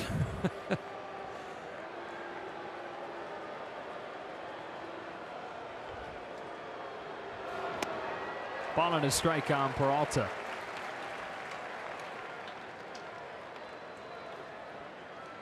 Kershaw with a win tonight. Be the fastest he'd ever gotten to 8 wins by 2 weeks.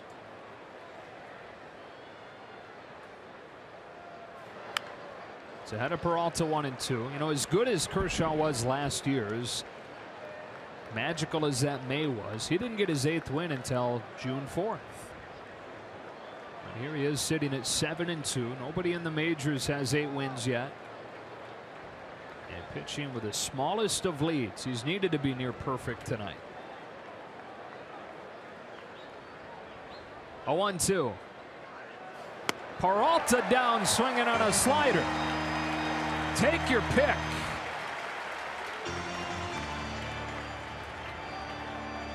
Time now for the unlimited baseball break, brought to you by T-Mobile. Dodgers trying to get their 5th win out of their last 6. Problem is, Rockies won't stop winning. Diamondbacks won't stop winning. 3 of the top 4 teams in the National League are in the West. The Rockies and the Diamondbacks and the Dodgers. Curve is up on Diaz, ball 1. So the Rockies have now won 7 of 9. Arizona comes into the night having won 6 of 7. There's only 3 teams in Major League Baseball that have more wins than the Dodgers. You'd think they'd all be in your division, but just 2 of them. Well, Mr. Efficiency, 92 total. Not one inning over 16, and a few of them there under 10. Working on Diaz, who doubled to start the 6th and was stranded at 3rd.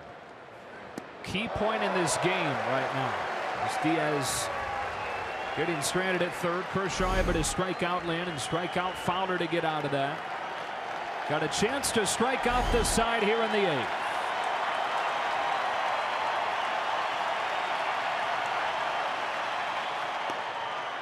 Two and 2. See them going into the depths of his brain right there. This is a backdoor cutter that he tries to hit the corner with, and he makes a great miss keeping the ball down.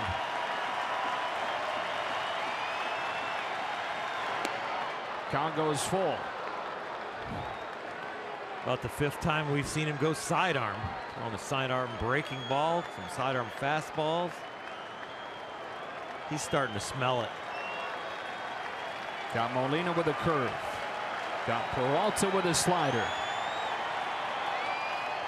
And gets Diaz with a slider.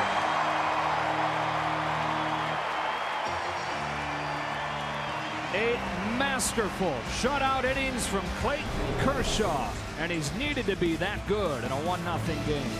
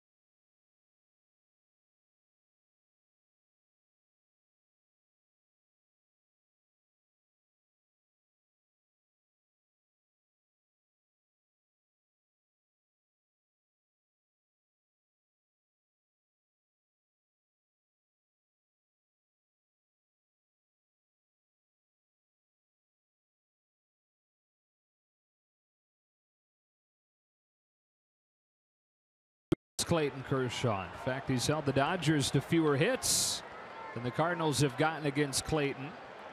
Well, that one hit was a home run from Grandal back in the first. Ball one on Jock Peterson. Utley and Puig to follow in this inning. Boy, some insurance would be nice, wouldn't it? It sure would be. I'm sure Clayton still got the towel on his arm because the bullpen is quiet. Rick Honeycutt there with his lineup card can go over any details that Clayton wants to talk about as he eyes his first complete game of the 2017 season.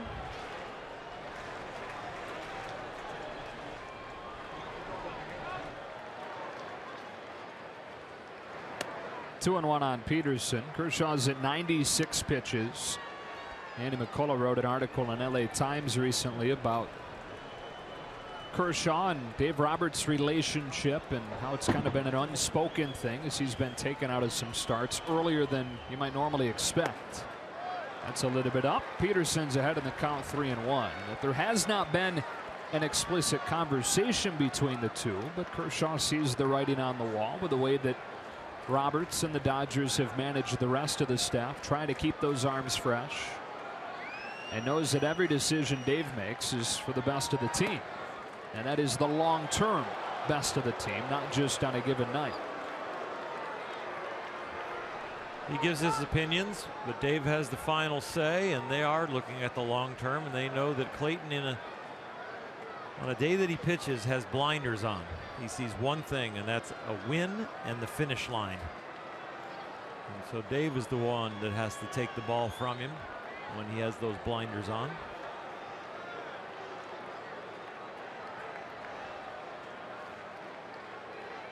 Here's a full count pitch. And Peterson strikes out swinging.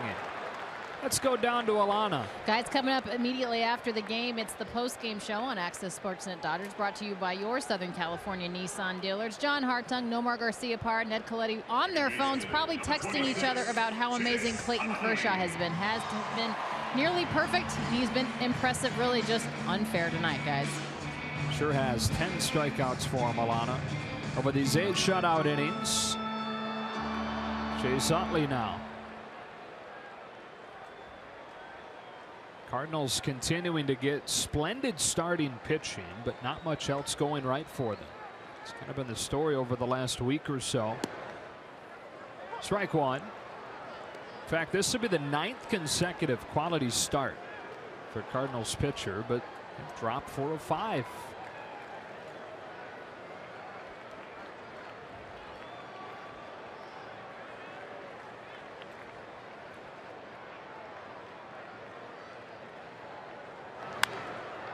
Poke foul. 0-2.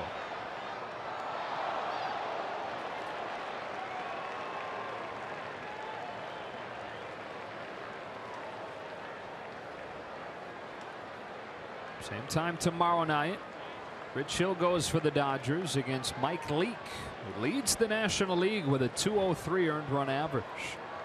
Be interesting to see if he still does when this one finishes, where Kershaw's earned run average is following tonight. Kershaw started the night second. Ball one. Dodgers yet to announce a starter for Thursday. Michael Wacha takes it for St. Louis in the finale. He sits 4th in the National League in ERA. Again, 3 of the top 5 earned run averages in the NL going for the Cardinals in these 3 games. And running into a Dodger offense that leads Major League Baseball's in runs scored in May, over 6 per game. Utley swats one to left. It sinks in front of Grichuk for a base hit. First hit since the first inning against Lance Lynn.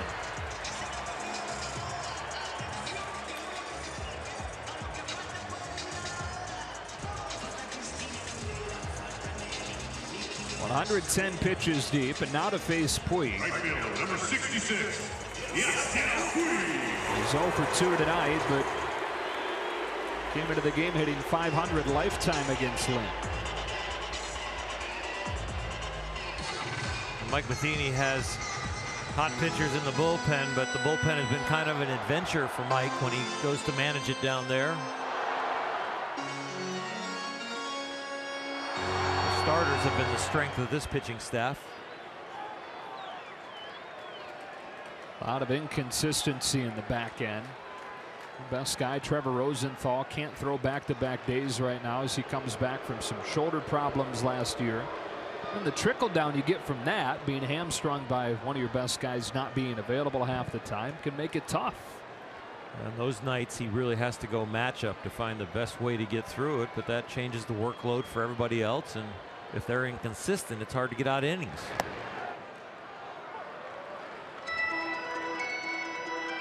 Not something that the Dodger bullpen has had to worry about. Pretty much everybody coming in from down there has been outstanding and consistent.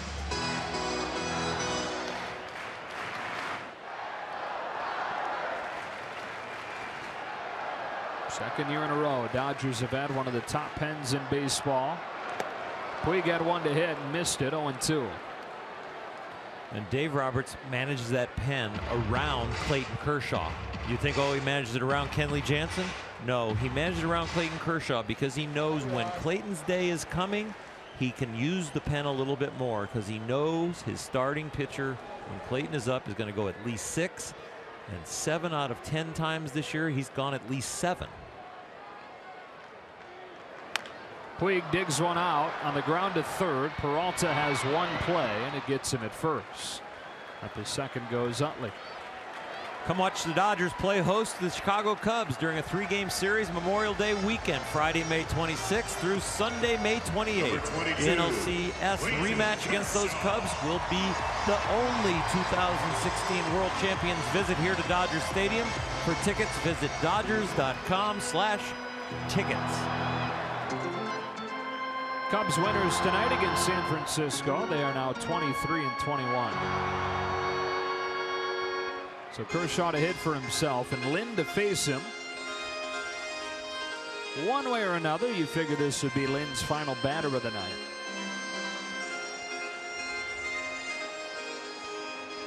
For the Cardinals in the 9th inning, they'll have 8, 9, and 1 due up. That's Grichuk, then Lynn's spot, and then Dexter Fowler.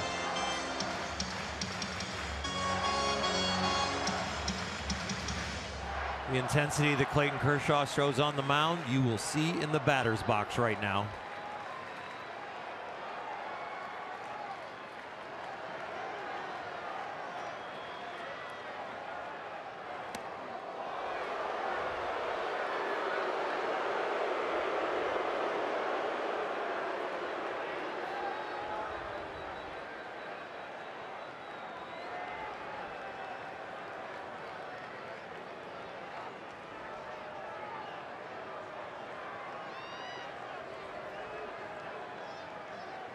Here's a 1-0. 2 balls, no strikes. Top of the order, Logan Forsythe due next. Dodgers trying to get their 5th win out of their last 6 games since that 3-game losing streak partway through the previous road trip. Trying to move to a major league best, 17-7 since late April.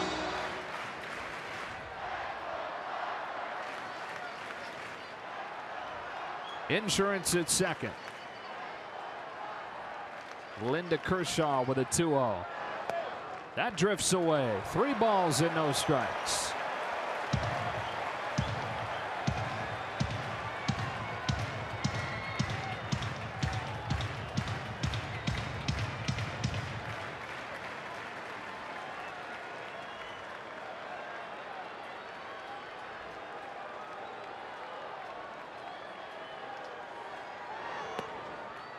He walks Kershaw on 4 pitches. And that's going to do it.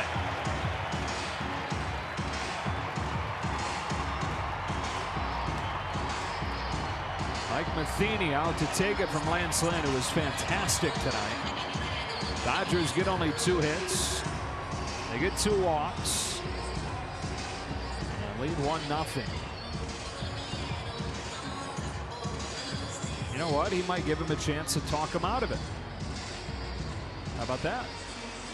At 117 pitches, fresh off Tommy John. Yeah, he is emotionally bonded to his pitcher right now. Lance Lynn really appreciates it. We'll see how well he holds up over the long haul the rest of the year, remembering this outing, because everyone nowadays is sensitive about pitch count and also the workload and the effort that starters give. And I say fresh off Tommy John, but to be fair, he had it after the 2015 season as opposed to at the beginning of the 2016 season. So more than a year and a half removed from it. 2 on with 2 out. Here's Logan Forsythe. And there's ball 1. It's 5 in a row. Vladimir Molina back there giving the body language, trying to frame the pitches to steal a strike. And a rough go of it. Forsythe's first game back. Behind a fastball here, 1-1. He struck out all 3 times. What's Dave Roberts doing here, you know? I think that there's some flashing lights out in center field beyond the hitter's eye that might be leaking through the black screening. Yeah.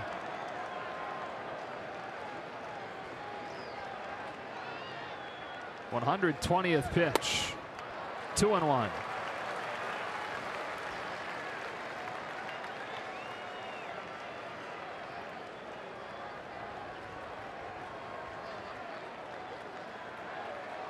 Just like last year, Forsythe missing a month early on in the season. Last year did it when Felix Hernandez hit him in the back with a pitch. Fractured his shoulder blade. Came back from that, hit .300 over the following month. So has a track record of performing quickly after shaking off some rust. He had a tremendous spring training. And then he got off to a very slow start, but then got super hot and then got hurt.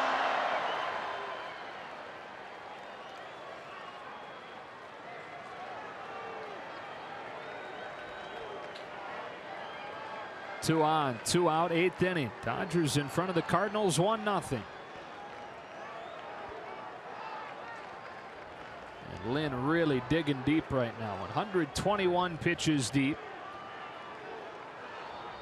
By far the most that he's thrown in an outing this year. A 2-2. Forsythe got a piece to stay alive. The most just this year that Clayton Kershaw has thrown is 118. It was in a 7 1/3 outing against San Diego a few starts ago. I'm sure Clayton appreciates the effort that Lance is giving, but still wants to tag him with an L. Clayton again at 96 pitches right now.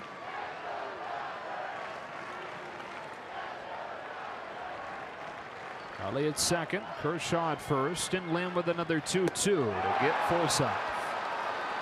So Lynn finishes off 8 impressive innings. Clayton Kershaw will head back out to try and complete a 1-0 win.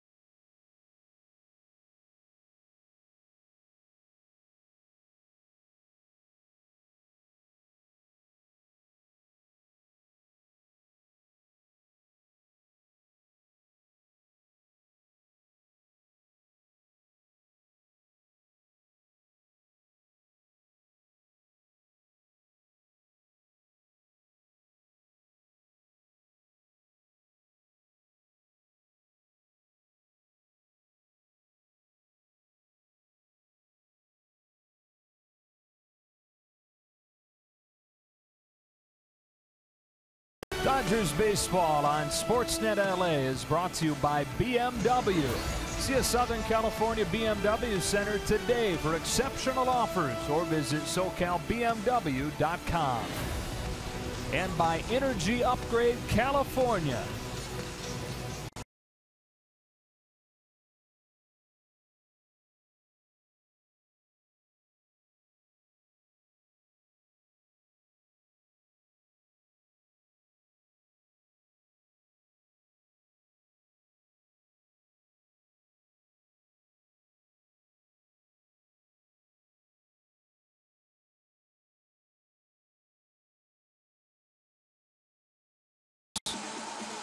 You know, there are routine wins, there are really good wins, and then there are wins that can actually give you goosebumps that you feel great about. And I think Clayton, if he can finish this one off, this is one that is really going to reward him in a big way with all the work that he puts in and the perfectionist that he is.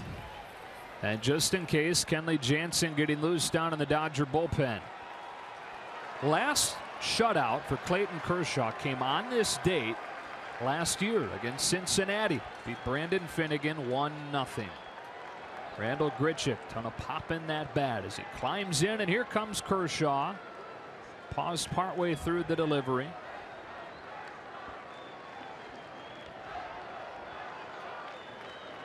So here we go with the 9th inning. Grichuk takes ball one, starting the inning with a slider.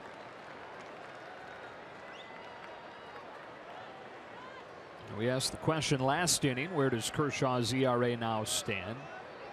He has passed Mike Leake as it stands right now for the best ERA in the NL. Grichuk bangs a base hit into center to start the 9th. A whistling line drive by Kershaw, and the Cardinals have the tying run aboard.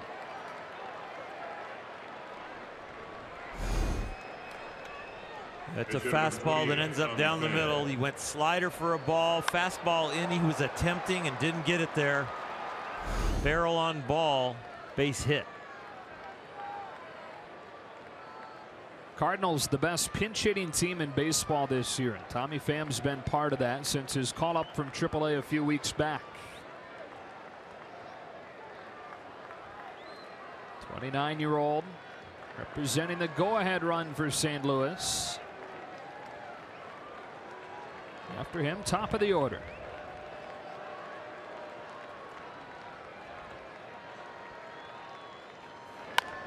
Bounce to third.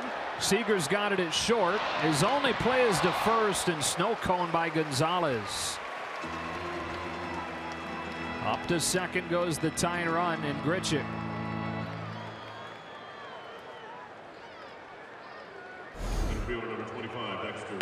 Seager covering that hole as he ranges over to his right. A little bit of an errant throw, but rescued by Adrian Gonzalez with good footwork over there at first.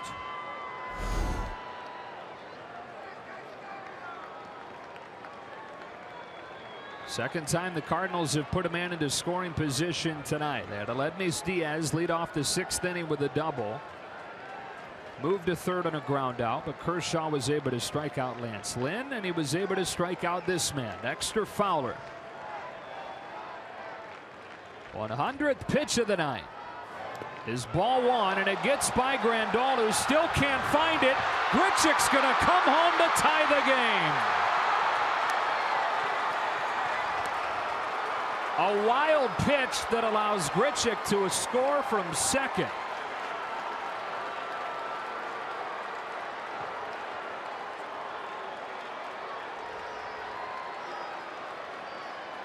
Dave Roberts is talking about the ground rules right here about where this ball ends up as Yasmani deflects it and can't find it.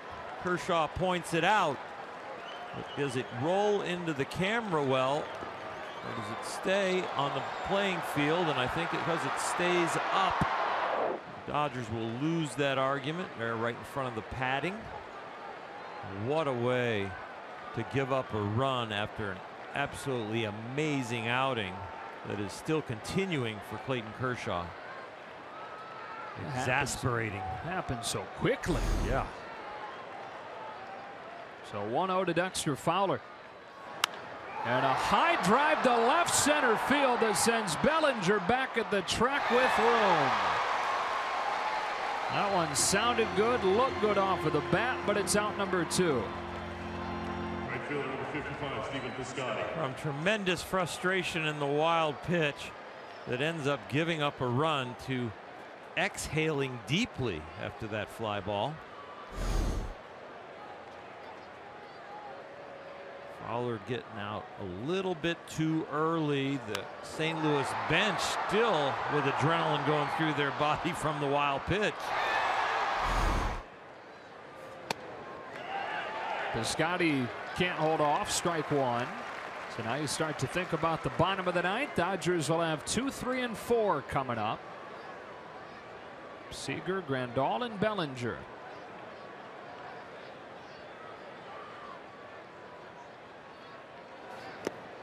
Oh, and 2. Still a chance to make Clayton Kershaw the winning pitcher in this game. Almost feel like the offense owes it to him to get one in the bottom of the ninth. Pitch count not an issue. He's gone 118. It's really effectiveness and what Dave Roberts wants to do. And like Mike Matheny did for Lance Lynn, let him finish off a tough inning. Bouncing ball into the shift. Seager's got it. And the inning is over. But the Cardinals get one against Kershaw to tie it in the ninth. 2, 3, and 4 coming up trying to win it.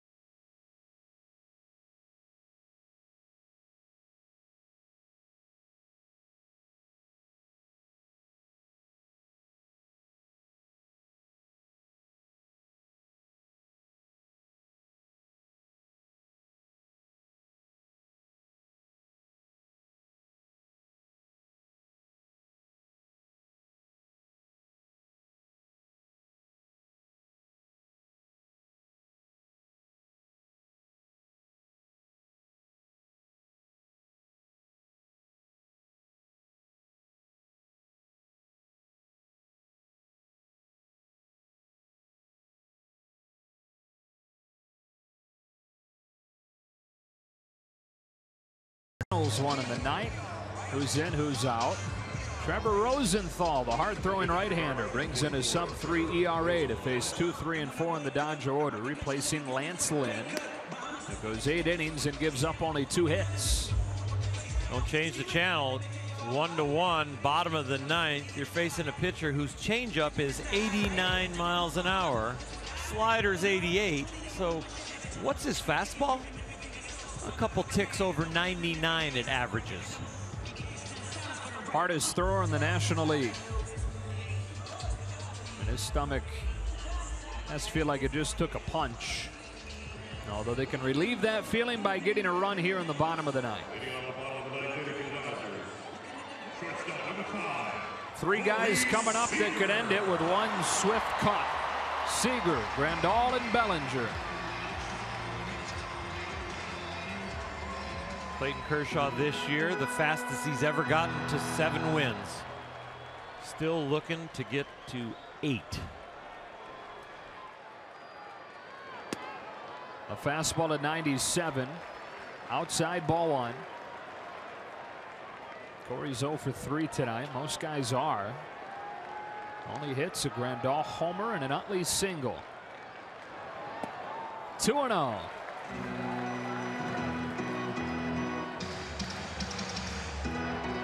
One of the highest slugging percentages in baseball on fastballs above 94 miles an hour on deck.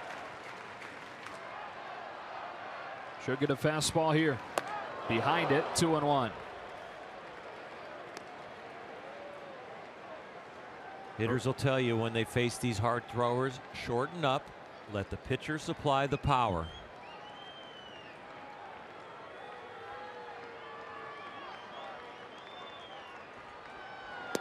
3-1. That's what you're saying to yourself consciously, but your subconscious makes you want to swing hard in case you hit it.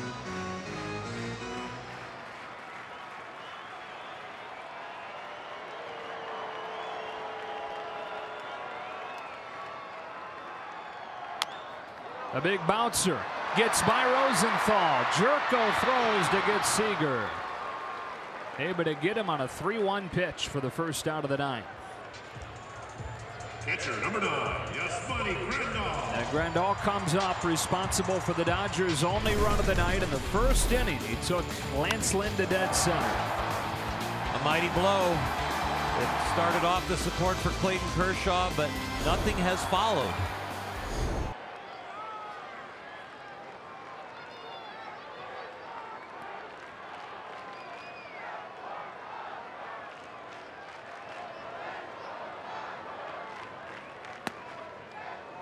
Caught the corner, 99, strike one. Home run was his 5th.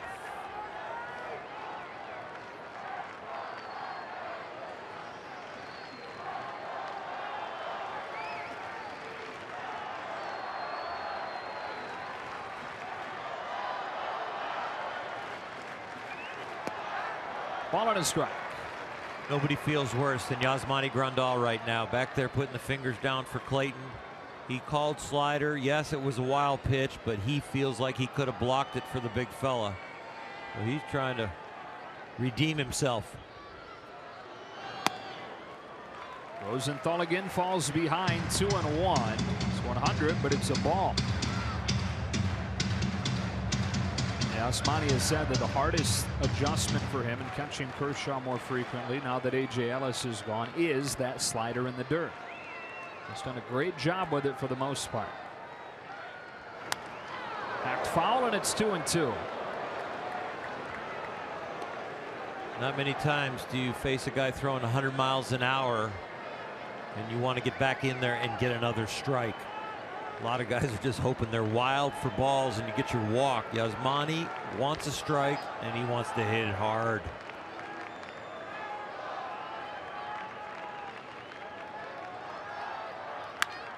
Lines one to left. Grichuk's back on it with room.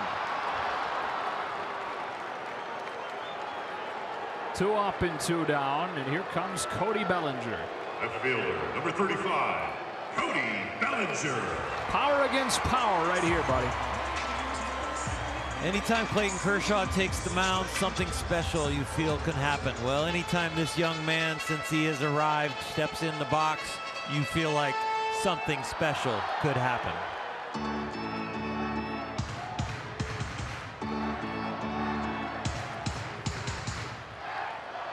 More home runs than anybody since he was promoted. Rosenthal throws, and Bellinger takes ball one at 99. More RBIs than anyone since he was promoted.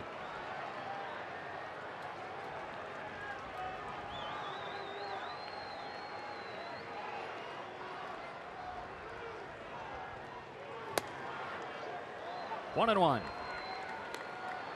Tonight, Bellinger's 0 for 3. Ground out, a strikeout, and a fly out.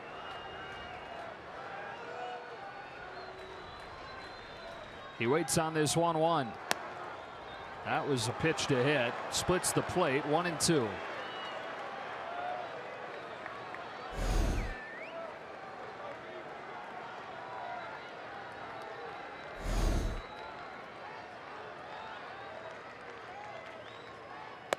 He got him swing. Rosenthal puts the Dodgers down in order 2, 3, and 4. And on to extra innings, tied at 1.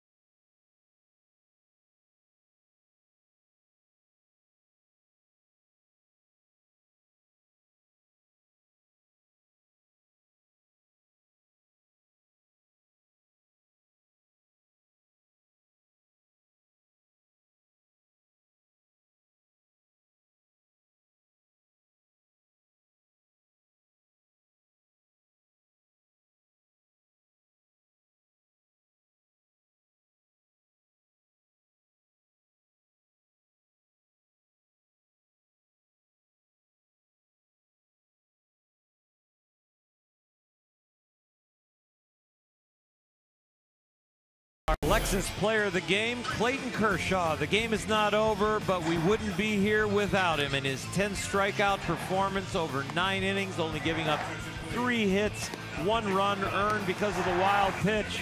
104 supreme pitches. He had it all working. The slider, the fastball, and the curveball made the Cardinals look sick an awful lot. Kenley Jansen comes on to try and get this game to the bottom of the 10th inning, still tied at 1. Gave up a home run in his last outing against Miami, but has been almost perfect this year. Kenley has been superb. Not only a great closer with 1 pitch to cutter, but has continued to grow as a pitcher, mixing in the slider. And when you're starting to play teams back to back, when you play them for 4-game series, you need to go deeper into your arsenal as a closer if you get those kind of multiple opportunities. So like Trevor Rosenthal had to do in the bottom of the 9th, Kenley Jansen will have to go through the meat of the Cardinals order here in the 10th. Carpenter, Jerko, Molina. And Carpenter's complaining about the same thing the Dodgers were, and Yasmani Grandal just said to him, we were bothered by it too. And Carpenter looked at him and said, really? That's been going on? And the vehicle just moved.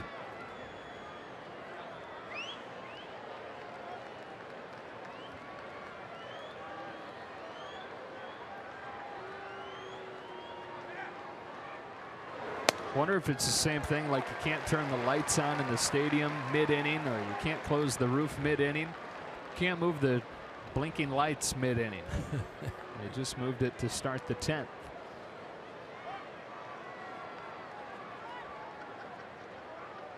Hard to tell through the screen, but maybe a fire truck, ambulance.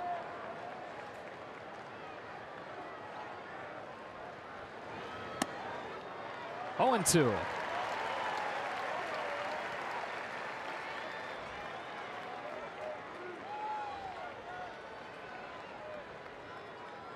Carpenter 0 for 3 so far tonight, 4 for his last 34 now. Batting average plummeting down to .230.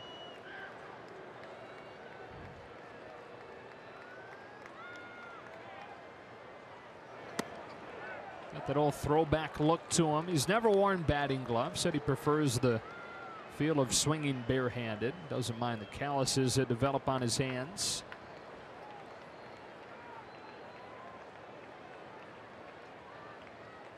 The socks give him an old look too.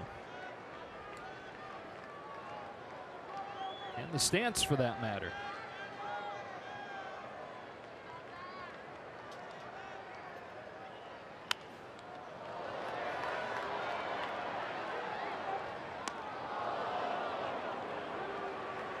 He's a lot of fun to watch play. Very emotional, intense guy.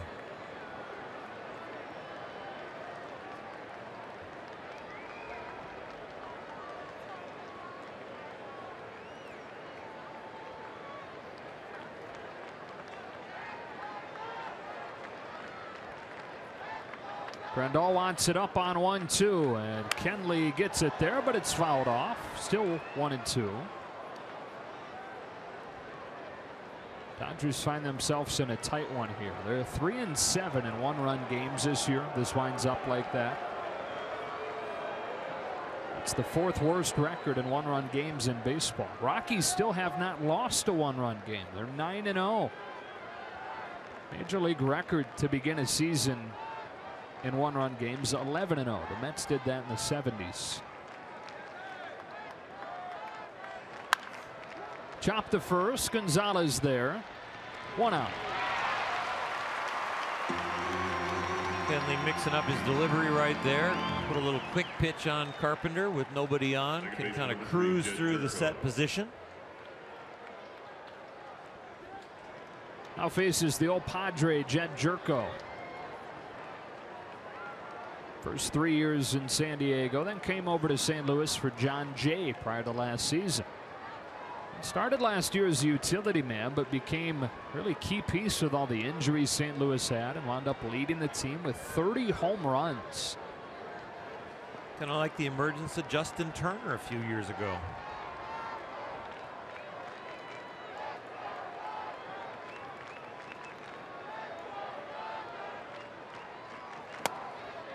Strike one. You know, Jerko, and you could give me 10 guesses, and before finding this out and researching, I wouldn't get it. But he's hit more home runs per at bat than any player in the National League since joining the Cardinals.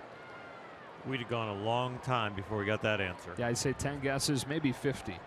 Yeah. Quickly 0-2. Home run every 14 ABs.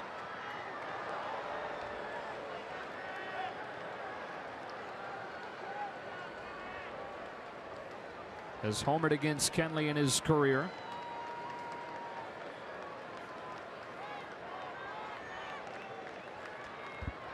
Perhaps the final opportunity here for Jerko to extend a 14-game on-base streak. Dodgers hope that it's the final opportunity. An 0-2. And another foul. Jerko out of West Virginia. He was born and raised in Morgantown. That's where the university is. So grew up a diehard Mountaineer fan and then went on to play for the Mountaineers. Still spends his off seasons there. Even when he was playing for the Padres, chose to live in Morgantown over San Diego during the off seasons.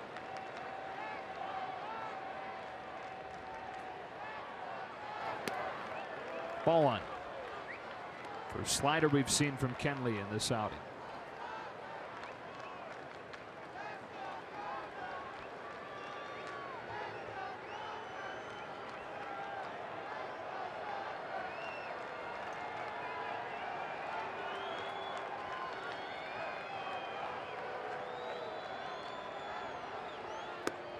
Chases this one. Back-to-back sliders. 2 out. Since the beginning of last year, only 25 guys have reached base that are right-handed hitters against Kenley Jansen in 160 opportunities now. That is the best mark of anyone in baseball as a relief pitcher. Almost 150 on-base percentage against Kenley Jansen if you're a righty. Which Yadier Molina is. Strike one.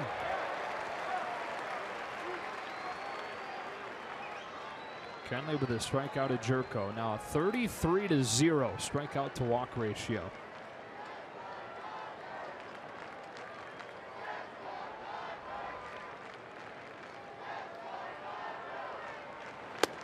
Quickly 0-2 on Molina. You know, when you plot pitchers, you plot them against, you know, strikeouts per inning or walks per inning.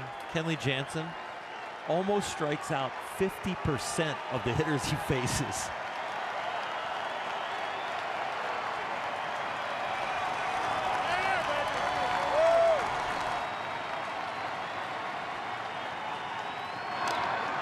Molina barely got a piece, and that the number that you give there is becoming more in vogue for people to look at. That is strikeout percentage as opposed to strikeouts per inning or per 9 innings.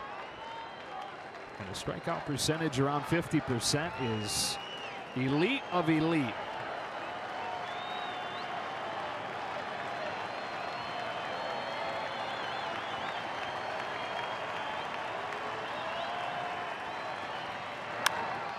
Fly ball to right center field. Peterson and Puig both back on it. They come together. Puig catches it, but Peterson takes a hard blow, and Puig goes down to his knees as well.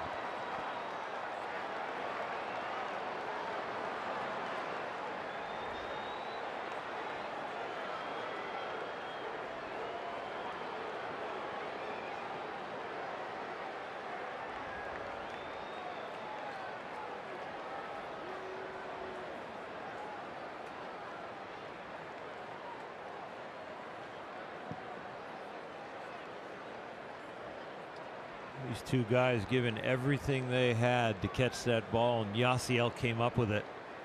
This is Jock's second collision of the evening, once over in left center with Cody Bellinger, which they both got up quickly from.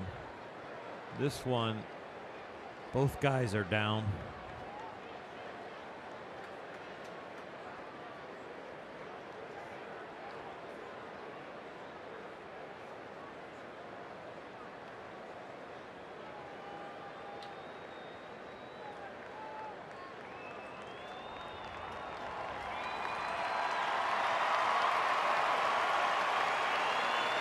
Blood on his forehead. On a day when Andrew Toles gets his ACL repaired in the surgery. And now these two run into each other.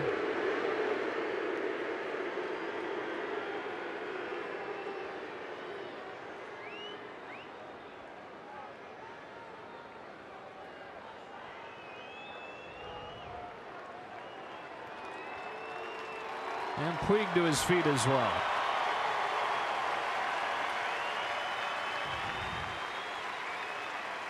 They are both going all out for this Yadier Molina fly ball. Yasiel tracking it, Jock tracking it. Jock gives up a little bit early, but no time to slam on the brakes.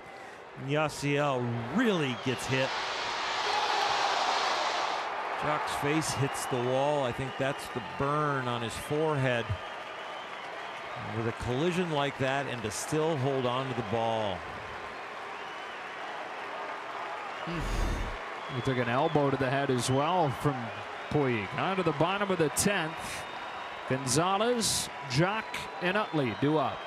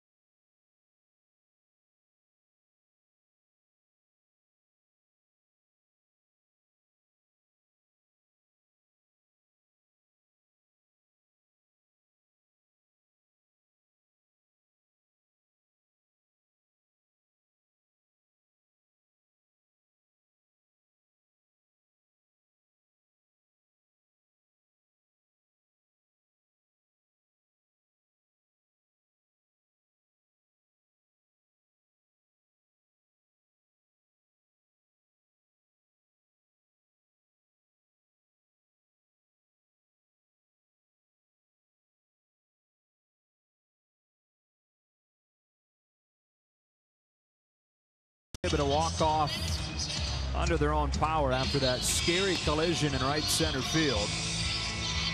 And Peterson is due up second in this inning. It would be interesting to see if there's any chance that he hits for himself as Matt Bowman comes in. 3 left-handed hitters due up, but Bowman a righty, a reverse splits guy. Bowman a fastball splitter most of the time when he faces a left-handed hitter, as we watch Kike Hernandez get loose and put a helmet on in the Dodger dugout. Chris Taylor kind of strolls into the on-deck circle, so Dave Roberts kind of having to shuffle the cards after watching that collision, and both guys walk into the Dodger dugout.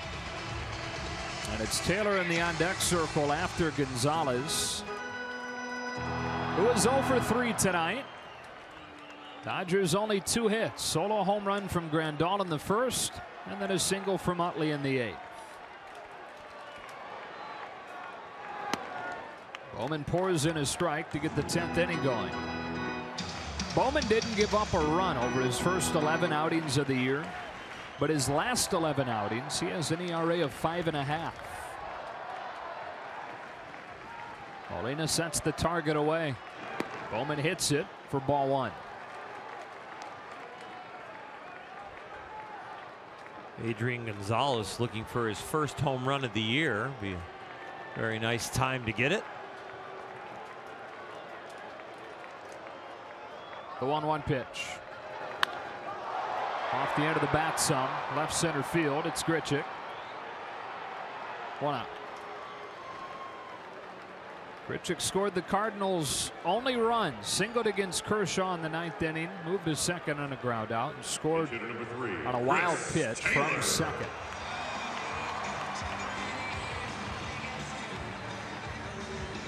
With 1 out, it's Chris Taylor.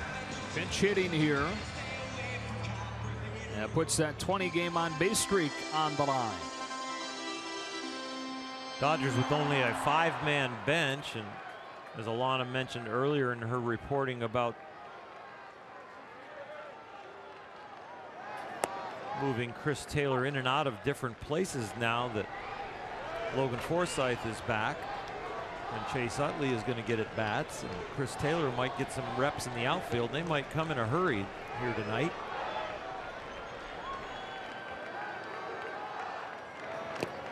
One ball and 1 strike.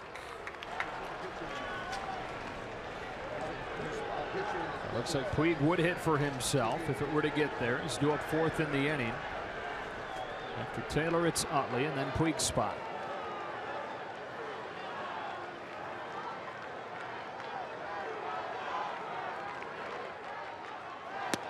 One and 2. Usually when you're going to play somebody in a new position or a strange position where you're comfortable with what they do in practice and shagging fly balls or taking grounders, you like them to start the game so that if the game gets out of hand, he's fine to stay out there and get more reps. But if the game's in the balance, you have a place where you're going to have a defensive replacement. Down swinging. Yeah, this is going to be kind of backwards. Yeah, Chris Taylor's going to get thrown into the fire possibly on defense and maybe left field, depending on who Dave Roberts elects to put out there. Chase Utley.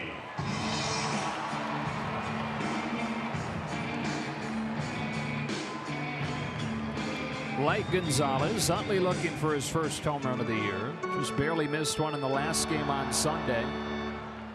Here he is with the bases empty and 2 gone, and a tie game in the 10th.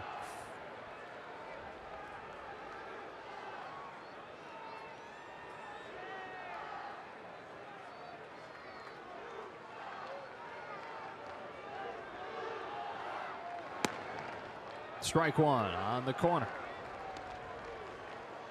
If it does get to the 11, Cardinals have Peralta, Diaz, and Grichuk due up. That's 6, 7, and 8 in the order. And Pedro Baez has been warming in anticipation of that.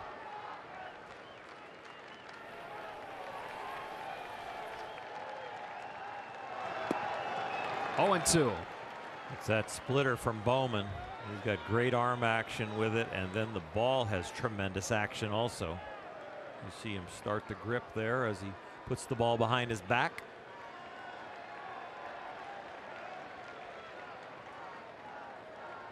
Former Princeton Tiger into his windup and home to Utley with an 0-2 pitch. Outside, ball 1. Followed his delivery a little bit after Tim Lincecum. And there was even a time when he was at Princeton where he went all out. Tim Lincecum delivery, said it didn't quite work for him. Realized what kind of an athlete Lincecum must be to be able to do what he did with that windup. Now 1-2 pitch. In the dirt, 2-2. When Tim Lincecum's dad taught him his mechanics, he put a $1 bill down by where his landing leg was, and he would tell him to pick it up with his follow through as he would finish. So he had a very rare follow through that was really accentuated, and a huge leg kick.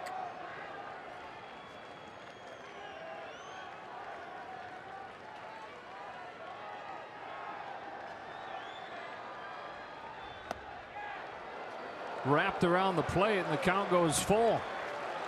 Oof. I thought we were moving to the 11th right there after this pitch.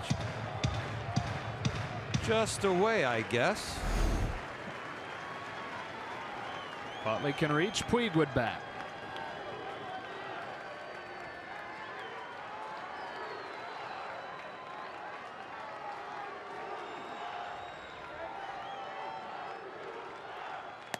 Down swinging to finish the inning. Bowman works a 1-2, 3/10.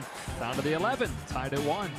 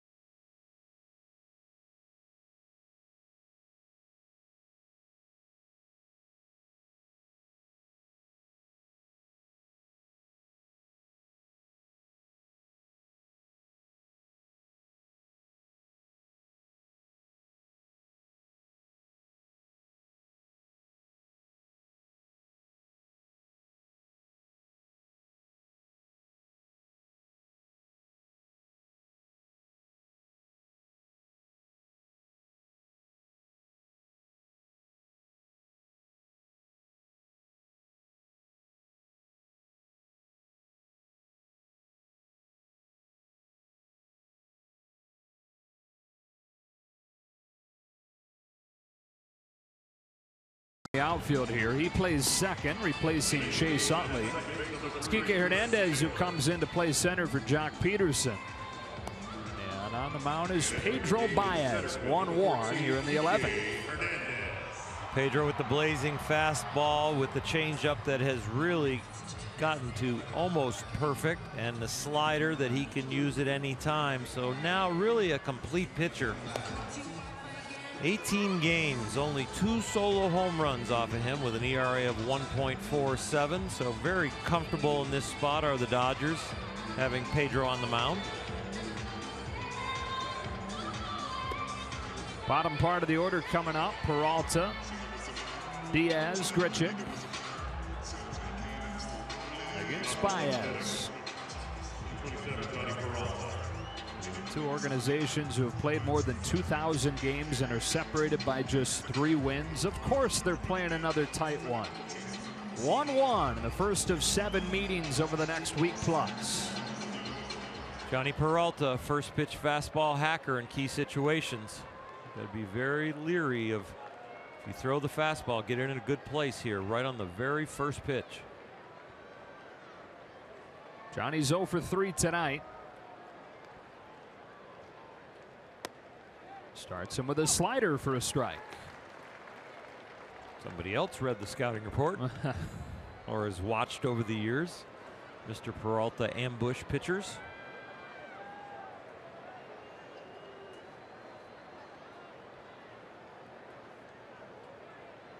I'm not sure a year ago Pedro Baez would have had the confidence in that slider to start with it. Probably would have shook it off, and Yasmani put it back down again, and then he would have shook it off, and then Yasmani put it down again, and he would have stepped off. They would have had to have a conference and go over the signs. Poured a cup of coffee. 1-2. Yeah, it's one thing to read the scouting report, know the reputation of the hitter. It's another thing to be able to execute against it. And he's added those off-speed weapons this year. He can execute more frequently.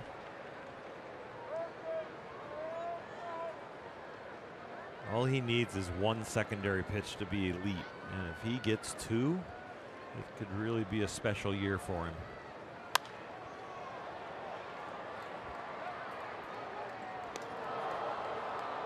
And what I really like is he just doesn't show it now. He's actually pitching with his secondary stuff. He'll throw them back to back. He'll understand to throw one for a strike, and the next one he'll bounce. He's really starting to get a feel for the complete game.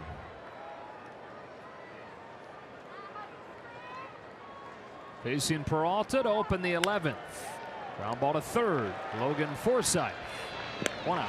Yeah, you're right. I mean, even I say he wouldn't have had the confidence to throw that last year, but even to begin this year, the slider was more I'm going to work on it in the right opportunity, not to open the 11th in a 1-1 game. Exactly. And that shows an awful lot of confidence. And I think there's some really good coaching going on behind the scenes and in front with Rick Honeycutt and with Yasmani Grandal and Austin Barnes and the encouragement of Dave Roberts to really get Pedro to buy into, we've done all the research. We know your stuff, and we want you to let us help you apply it. And you should gain confidence from the fact that we have studied this and we are with you on the same page. We're not going to second guess you. And we know how you can execute your pitches. And we want you to have the same confidence in those pitches that we do. And he's buying in. A 1-0. That's a strike, 1-1. Pedro buy-in.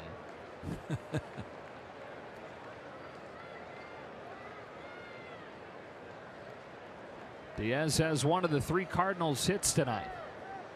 It's the one they'll look back and circle. They can't find a way to win this one. 2-1. Showed another off speed there. And from 98 down to 88, that was the changeup, and it's a really good location. Make it look like it's down the middle and be too low. Fish weren't biting, but they're throwing the right lure out there. Chop to third. Back-to-back opportunities for Logan Forsythe. 2 out. Logan's 3rd start at the hot corner this year. Most of his time there came when he was a rookie in San Diego in 2011. But third base is the spot that he grew up playing. Totally comfortable there. Dave Roberts has said, and Alana told us at the start of the night, it'll be a rotation between him and Taylor and Utley at second and at third. Before Justin Turner comes back, here's Grichuk. JT feeling better every day, they say. Hoping to be back within the next couple weeks.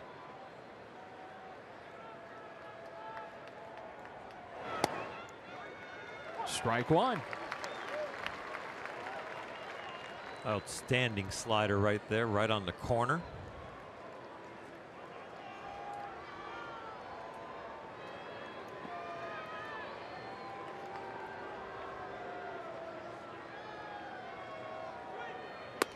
Then the fastball at 98. Grichuk leaves it, 1 ball and 1 strike.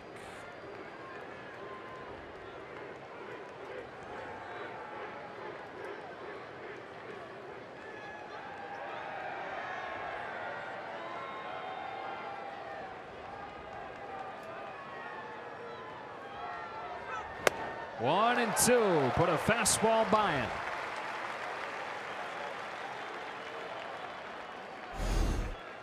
The Dodgers have asked Pedro Baez to pick up the pace between pitches, but slow the game down mentally. Kind of a reverse, you know. And so he does slow the game down in between pitches with his mind, but he gets on there and throws it. Fouled off of Grandal, and it remains 1 and 2. For the Dodgers in the bottom of the 11th, Puig and then Hernandez, then back to the top in Forsythe. Enough Dodgers running into each other or getting hit. You're right about that. Peterson out of the game after a collision with Puig. He collided earlier with Bellinger.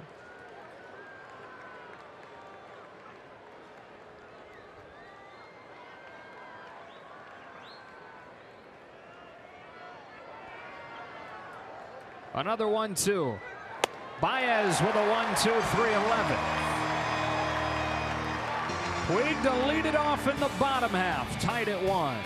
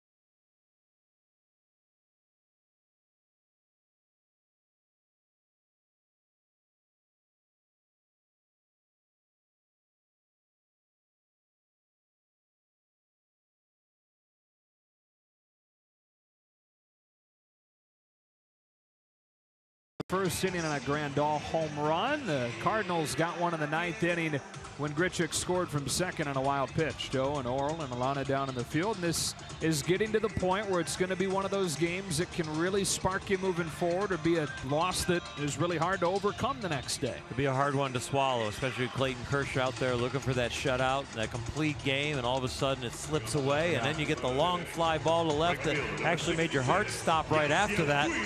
And the Dodgers are getting out hit 3-2, and this is the best offensive team in Major League Baseball in May, averaging over 6 runs a game.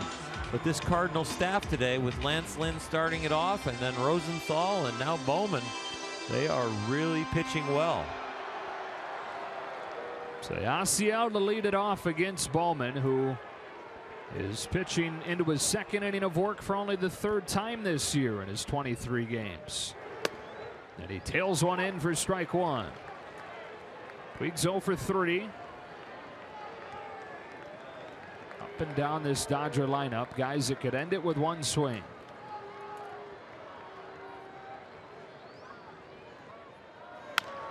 Chop to third. Peralta's waiting. Puig's the first out. Remember, these teams last year played a 16-inning game in St. Louis. Cardinals eventually won it on a Matt Adams home run. Here's Kike.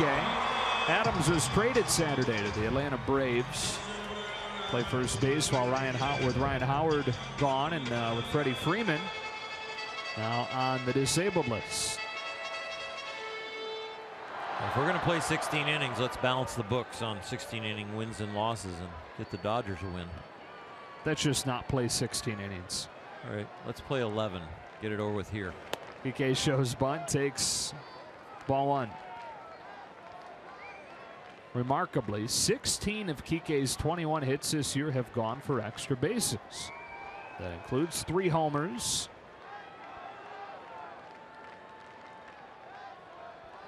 Bowman's 1-0. Spins away. 2 balls, no strikes. What is it with you and these Cardinals? You go off to do your national game on Saturday, and you had the Giants Cardinals. What, they go 13? Yep. You had a chance for one of the quickest games of the year, too, through 9. Here's a 2-0.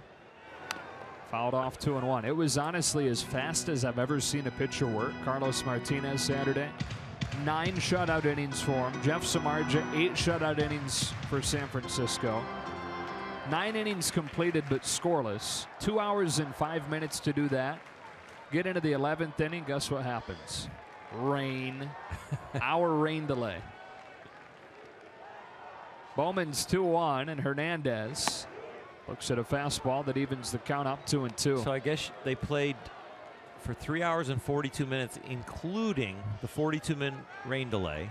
So that means they played 13 innings in 3 hours. Is that what it was? Yeah. Yeah.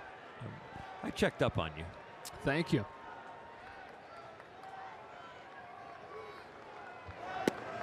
Full count.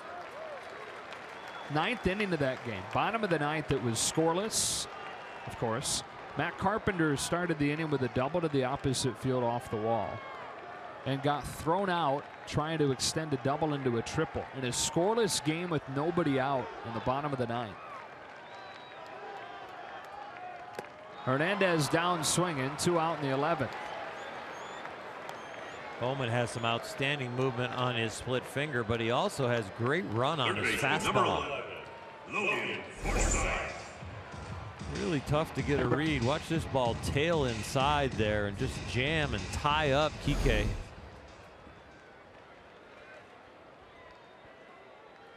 It's now 9 straight Dodgers that have been retired since they put runners at first and second in the 8th. That string started with Forsythe's latest strikeout. Outside, ball 1. I don't know what is past the golden sombrero, which is 4 strikeouts, but we need to get the ball put in play here and get a base runner.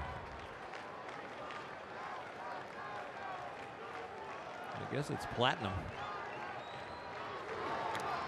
2-0. Dodgers 11 strikeouts, make that 12 strikeouts total tonight.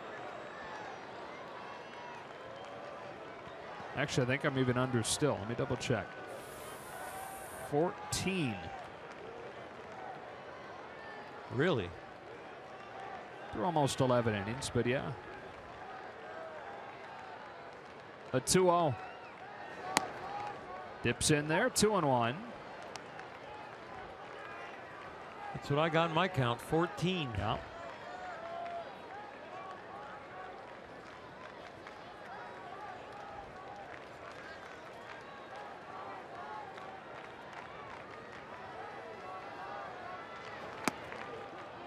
Generous corner there, 2-2.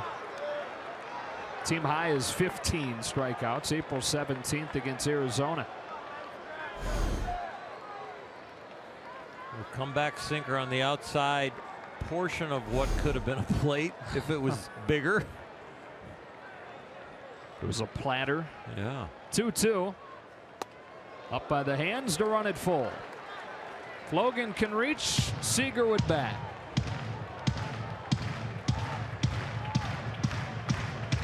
It can end in one pitch. It can end in one swing.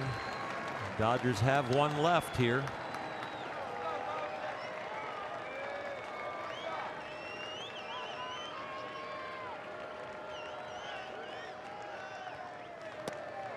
And he walked him. Dodgers put the winning run aboard with 2 out in the 11th. You think about Logan Forsythe's 4 strikeouts, but the walk, his on-base percentage is above 400. One of 3 Dodgers, Turner, Taylor, and Forsythe. And that's why Dave Roberts has him up there in the leadoff hole. Mike Matheny will make a double switch. Colton Wong comes into the game. Now we'll see the pitcher that he goes to in a 1-1 game to face Corey Seager with 2 out in the 11th. When you come back.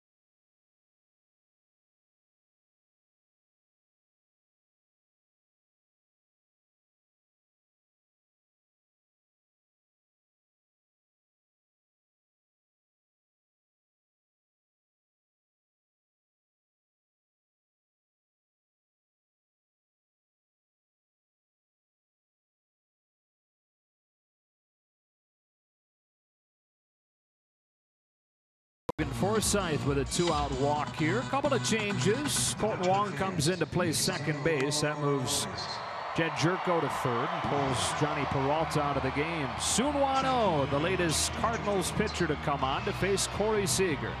17th of this month, had his longest career outing, which was 2 innings. Has gone over an inning 4 different times this year. 10 of 12 in his save opportunities. And guy the Cardinals are looking to shut down this rally. He's inherited 5 base runners this year and only 1 has scored.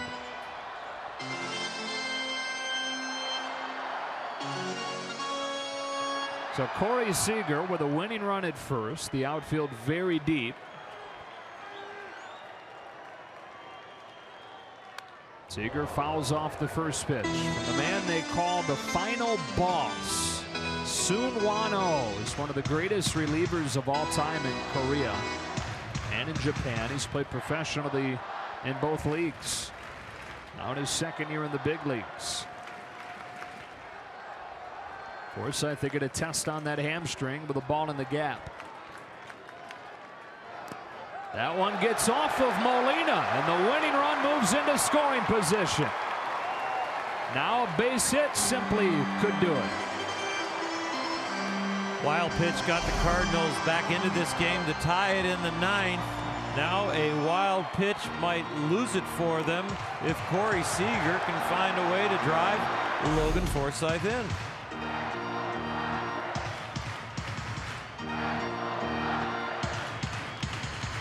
Oh, blew a save on opening day. Hadn't blown one since his last outing. Or until his last outing since opening day. Forsythe at second with 2 away. Seager looks at ball 2. Now for O, it's kind of take your pick. Do you want Seager? Do you want Grandal? The guy at the plate's probably recognized as the Dodgers' best hitter. The guy on deck is the Dodgers' hottest hitter. Corey chokes up for this 2-1 pitch and takes ball 3.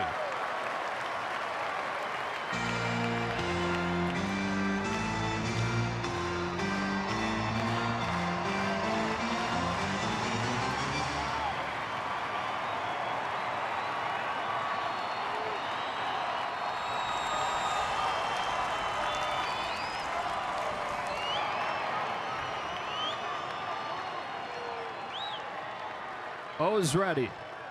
3-1. They throw back to second. It hits off Forsythe. He's on his way to third. And stopped there. Winning run 90 feet away now. And Corey Seager's at first with a walk.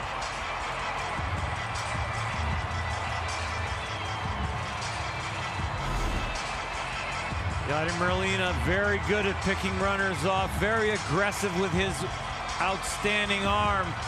But right there, the deflection almost cost them the game. The ball seems to have a little different mind of its own tonight. Bouncing around, running players together, collisions, wild pitches.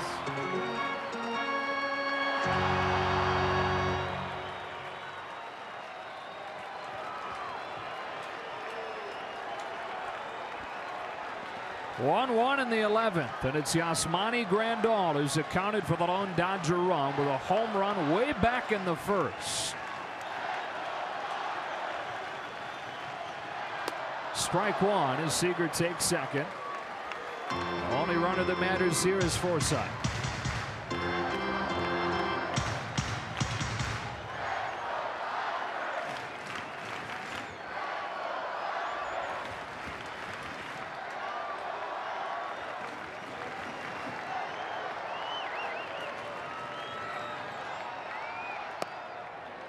On the corner for strike 2.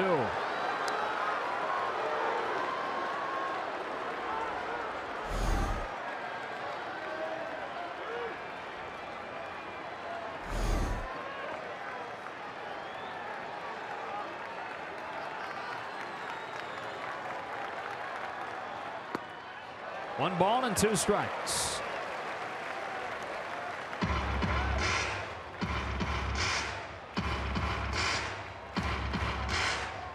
First base open and Bellinger due next. Dodgers trying to get their 5th win out of their last 6. Winning run at third in the form of Forsythe.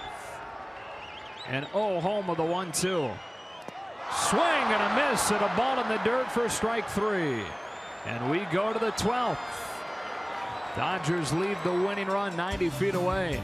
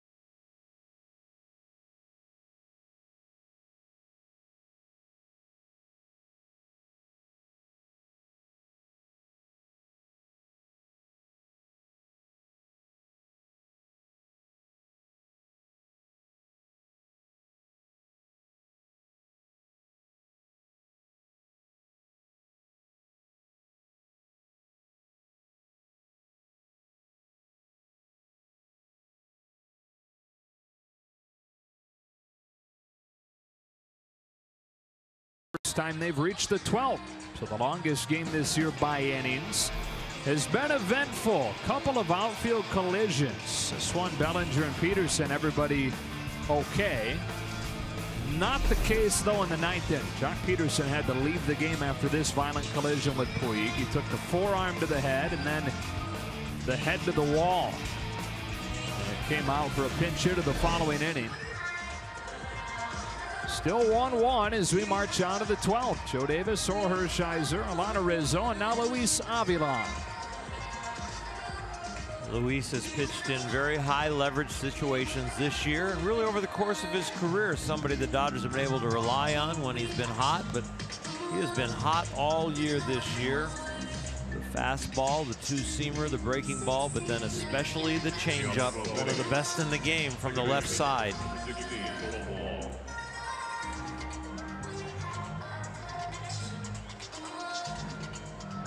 70 degrees when we started this one. It's down to 60 now. Bit of a chill in the air as Colton Wong gets ready to bat. Came on in a double switch last inning. 26-year-old in his 4th big league season, having his best big league season. After Wong, back to the top, Dexter Fowler and Stephen Piscotty. Shows bunt, takes a strike. What a weird year last year was for Colton Wong. Prior to the season, signed a 5-year, $25 million extension. 3 months later, found himself demoted to AAA.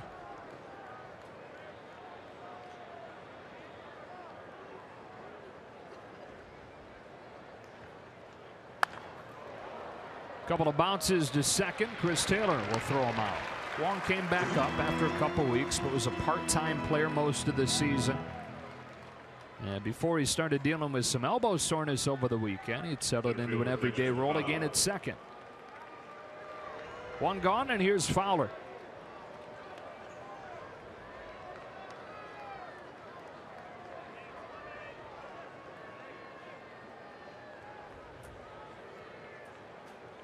"31-year-old out of Milton, Georgia."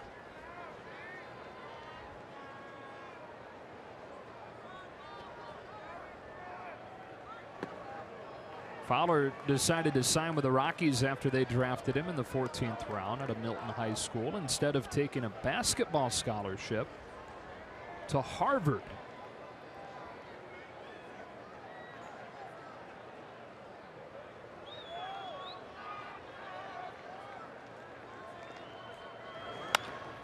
Cues one off the end of the bat. That's Taylor again. 2 out. And down to Alana. Quick update for you guys on Jock Peterson, who walked off of the field on his own power after that scary collision with Yasiel Puig. Dodgers medical staff and PR telling us that he has been diagnosed with a neck strain. Okay, and I'm sure further testing coming on that as this night wraps up and on to tomorrow. Of course, in this day and age, anytime there's any kind of collision and any kind of contact up high, you immediately go into the concussion protocol to make sure that everything's clear there. Piscotty 0 for 4. Takes ball 1. 0 for 4 tonight. 2 for 10 since coming off of the disabled list Saturday.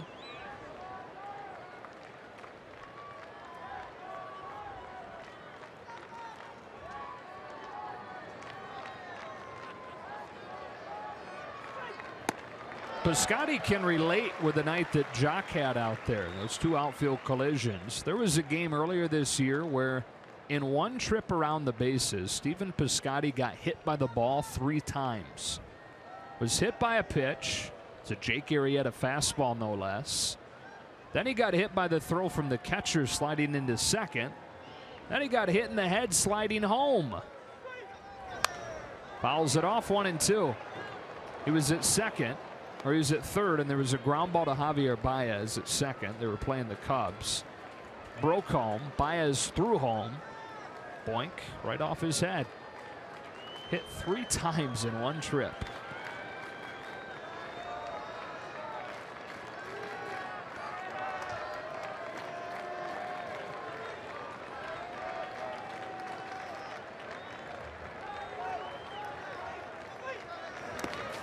2-2.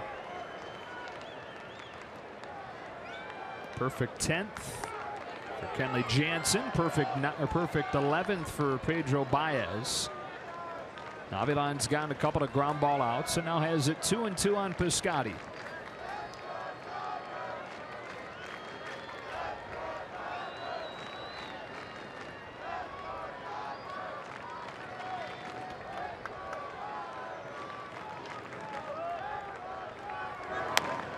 Softly hit, charging his Forsythe. Only chance is a bare hand play, and his wide throw pulls Gonzalez off of the bag.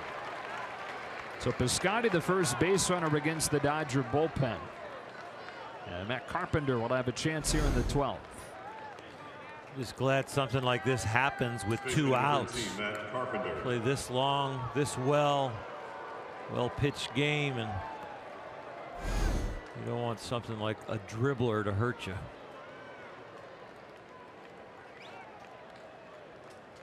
Carpenter 4 for 35 over the last week.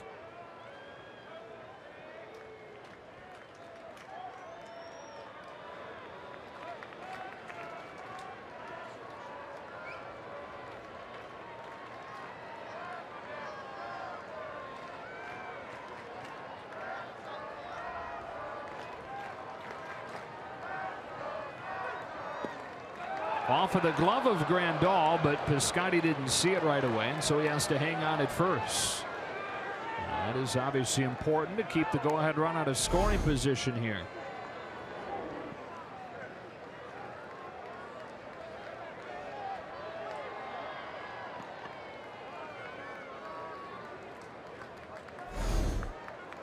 Mentioned earlier, fielding has been a weakness for this Cardinals team. So is the base running. They've made as many outs on the bases as anyone. 2 categories you normally think of as strengths, the little things in St. Louis.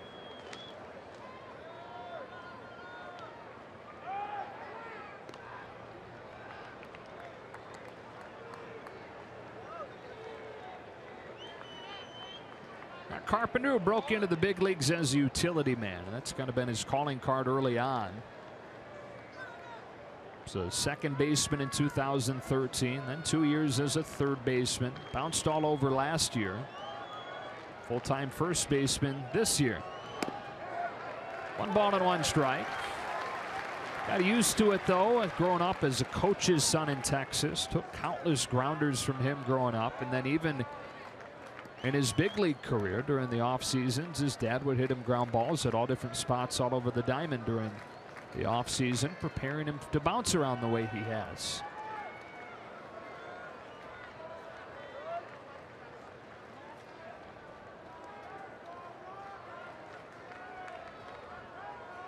Avilan pitches 1-1, and Carpenter with a half-hearted swing and a miss on one of the best change-ups in baseball. That ball just disappeared. These situations, hitters are looking to cheat on a fastball. They're looking to drive it in the gap or hit it out of the ballpark, and that changeup can be a great weapon.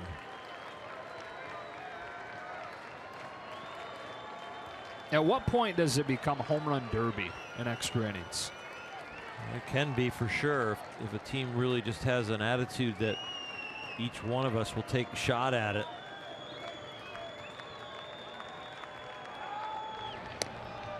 I think you really need to pick your counts and your situations still like you do during a regular 9-inning game. And you know you can open up your swing a little bit. You know that the pitcher might be backed into a corner where he's going to throw fastball. You can cheat. If there's 2 out, nobody on, and there's nobody behind you, you really just kind of take a shot, and you could start the next inning if you end up making an out because of an overswing. It's all kind of risk reward.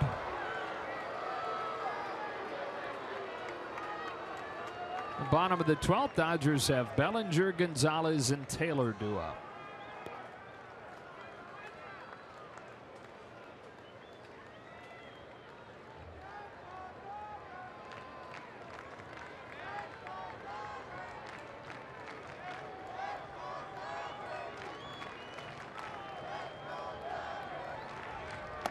Carpenter strikes out swinging on a changeup.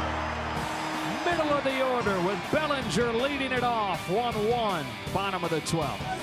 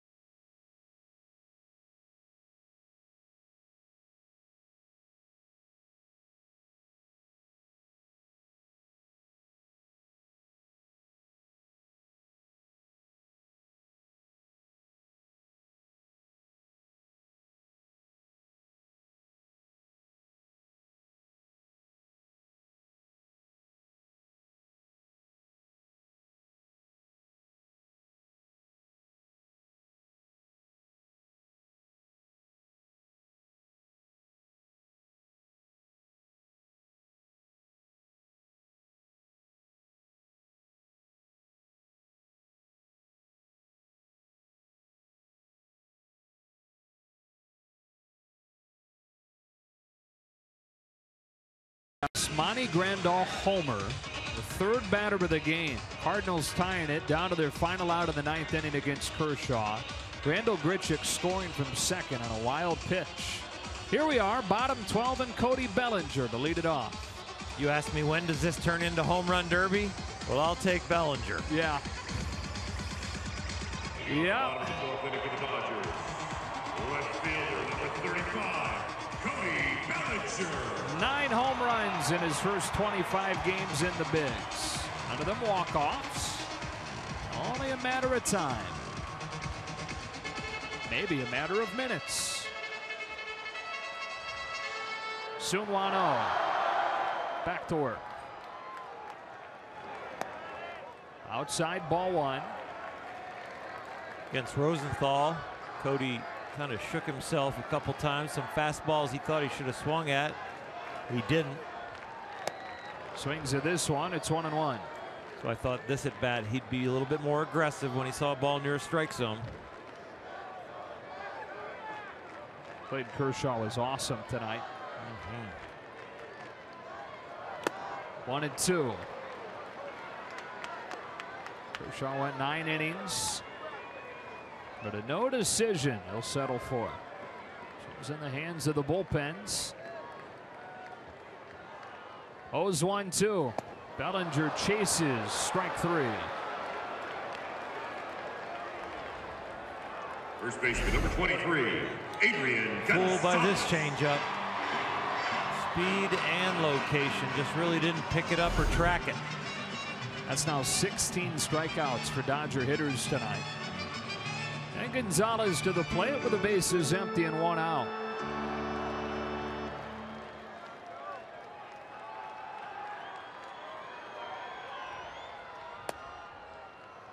Rides over the outside corner for a strike.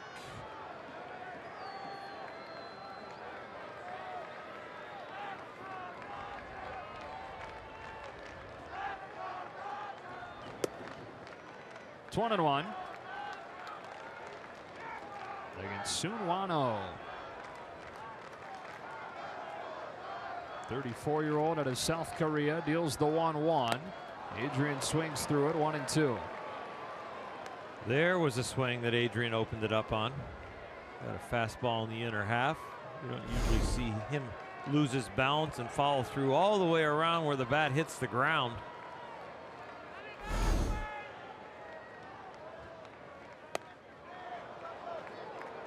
In between innings, we were talking to the truck, and people were talking about who might walk this off for the Dodgers. There were a lot of votes in the truck for the guy on deck, Chris Taylor.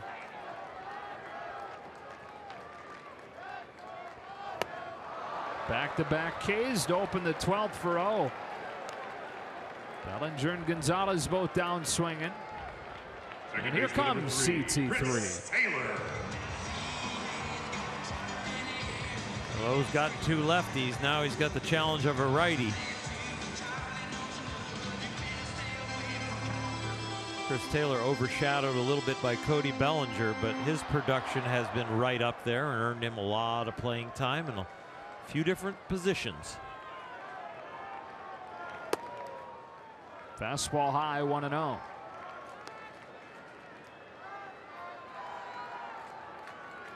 The final boss, the Stone Guardian, is 1-0. Taylor flies it foul, and it's 1-1. I think we need to work on our closer nicknames here in the States. They had some good ones in Korea and Japan. Stone Buddha was another one of his nicknames. 2-1. Not knowing the Korean language, I don't know if some of these rhyme. After translation, they don't. Right.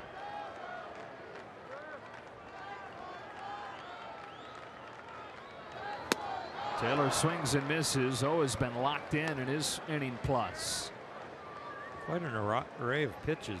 The slider right there, the changeup to Bellinger, the high fastball, the low fastball.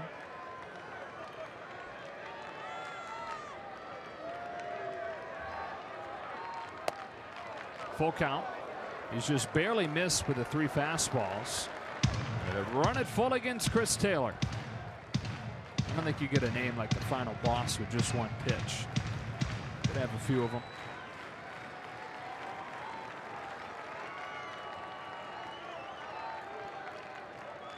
The 3-2. Taylor fouls it off. We'll do it again.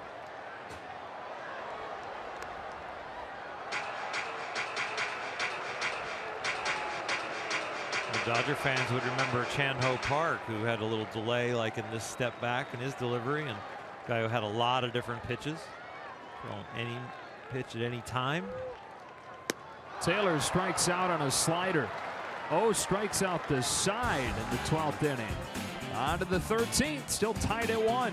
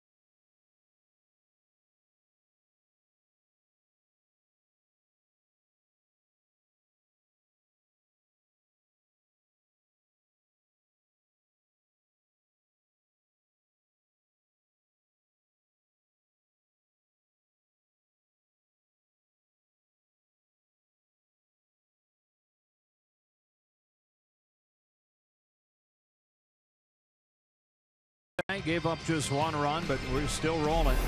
This is the 1 run that he allowed. Runner at second, 2 outs in a 1-0 game. It gets away from Grandal and allows Randall Grichuk to score all the way from second. Josh Fields comes on with a fresh haircut. I wonder if his throws balance off a little bit. Now he's got more hair in the front than he has in the back. I thought he was well balanced before, but the most important thing he did during batting practice today was he wore sunscreen on his neck, because that has not seen the sun for a long, long time. But he has had an outstanding year, no matter what length his hair is. I don't know if he did that on purpose. 5th lowest ERA for relievers in the National League, below 1, 0.96. Faces the middle part of the Cardinals order, Jed Jerko. So we've now played 24 offensive innings, and there have been a combined 6 hits. Jerko doesn't have any of them. He's 0 for 4. And with his ears lowered, Josh Fields delivers. Ball 1. You have that saying where you're from? Got your ears lowered? Okay. And sarcastically, people say, yes, I got both of them lowered. Yep. Or did you get a haircut? Yes, I got all of them cut.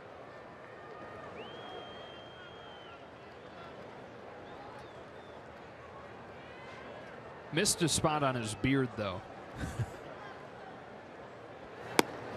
2-0.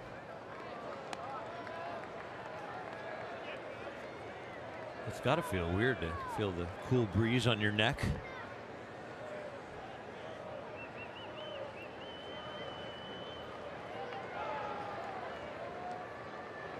It had gotten long.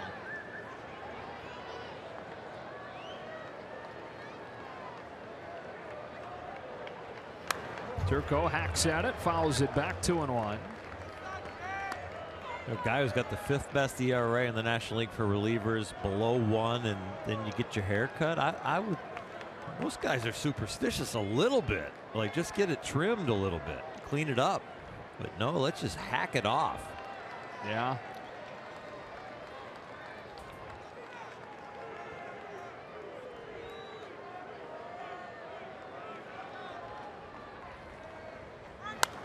Jerko fouls it off, 2-2.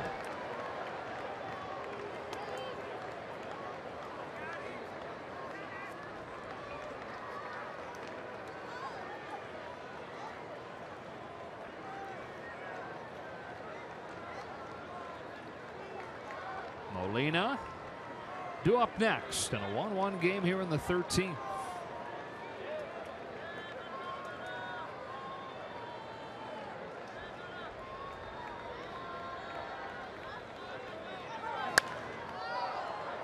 Fly down the right field line. Puig over to give it a look, but it'll reach the seats.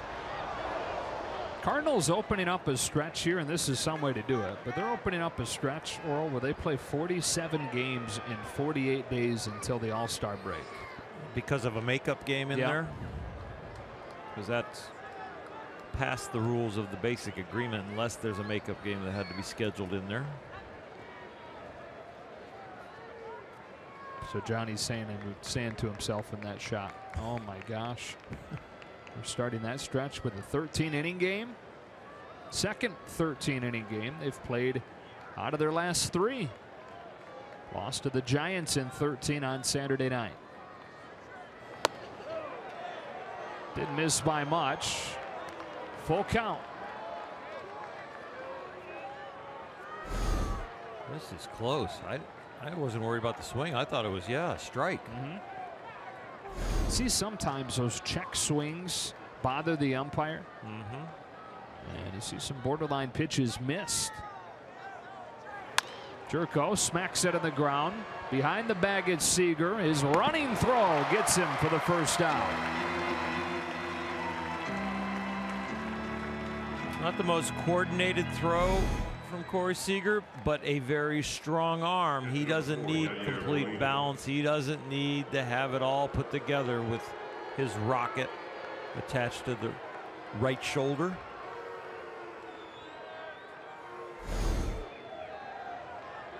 One out. Here's Molina. It's one of the 4 Cardinals hits in this one. All the way back in the second.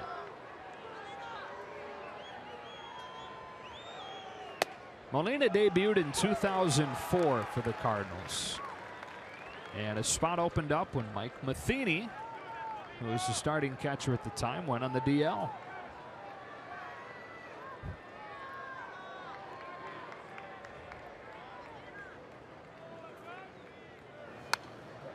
Oh, 0-2. First time that Mike Matheny saw Yadier Molina was when he was 17. Molina fresh out of Puerto Rico. And Mike went home and told his wife that day honey, today I met the kid that's going to take my job.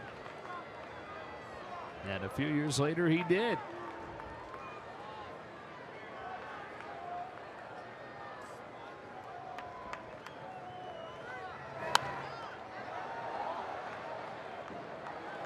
Molina now in his 14th year, 7-time All-Star. He's won 8 Gold Gloves. Only 2 catchers have won more. Ivan Rodriguez won 13. Johnny Bench won 10. Molina had a monopoly on him for a while before Buster Posey took home the award last year in the NL.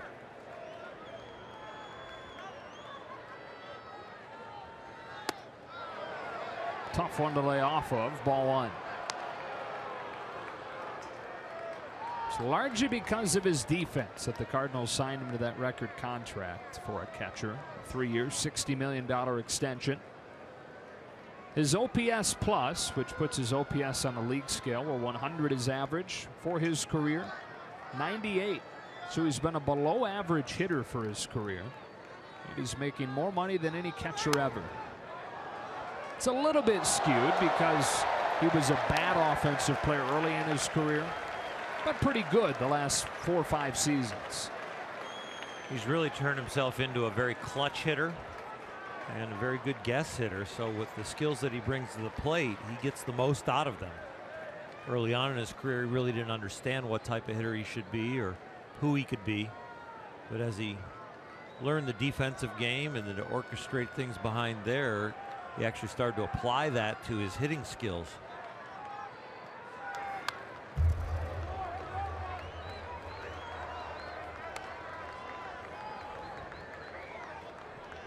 He's fouled off 4 in a row against Josh Fields.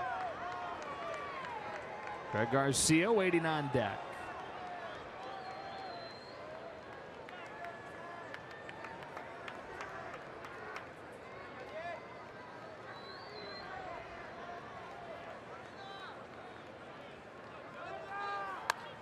Five in a row now. I feel so bad as a starting pitcher over there. Clayton does get so close to the finish line, have the wild pitch, kind of take your teammates into this extra inning marathon. And you feel like just that one little mistake and we wouldn't be here. We wouldn't have the Peterson-Puig collision. We wouldn't have the workload for the team.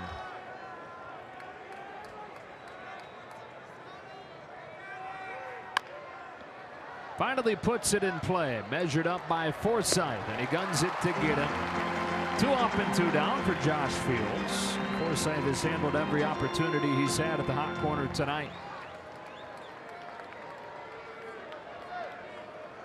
Pinch hitter number 35, Greg Garcia.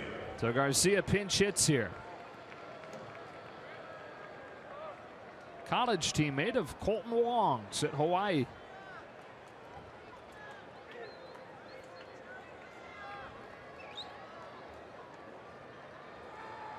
How about that? 2 guys playing at Hawaii, now both playing for the Cardinals.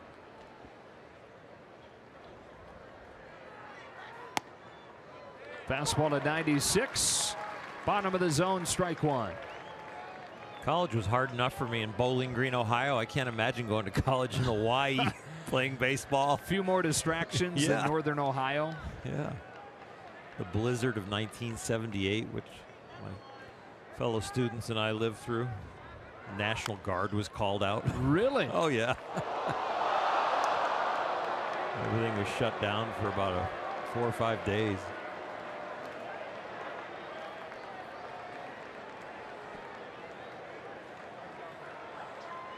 I would compare Hawaii to Beloit, Wisconsin. So, yeah, we somehow made it through all those distractions. The beaches and the palm trees. The cheese. Garcia down in quick order. Josh Fields with a 1-2-3 inning. Who wants to be the hero? On to the bottom of the 13th.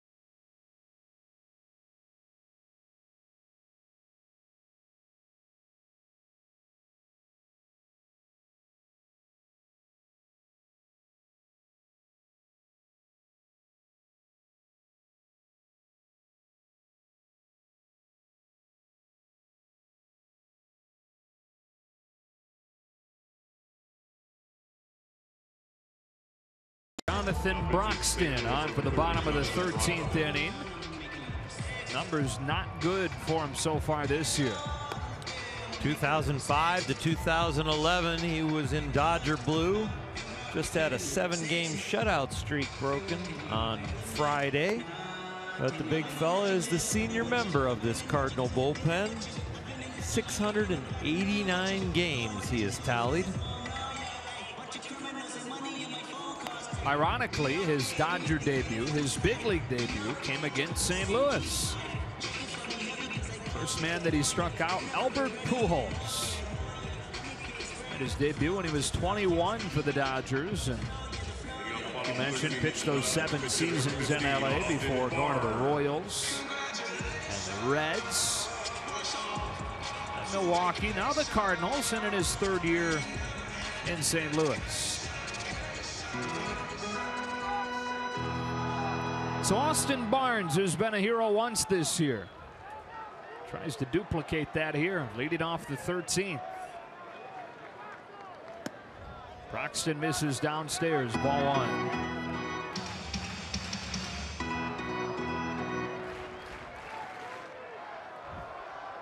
Bottom of the order, Puig's on deck.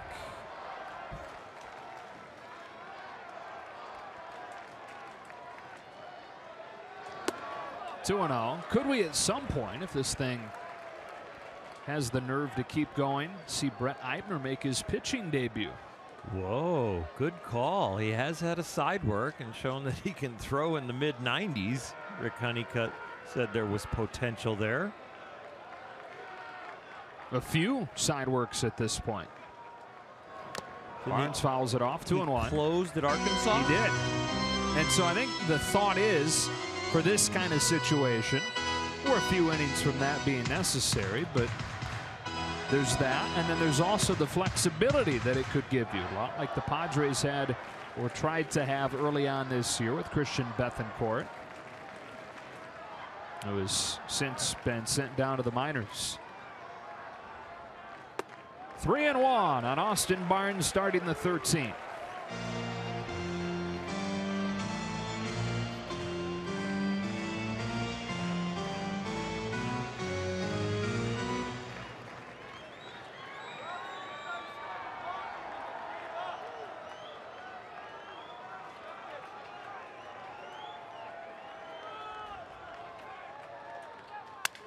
Crack bat roller to the hole at 3rd. Cut off by Jerko. Barnes hustling, but he gets him. 1 out.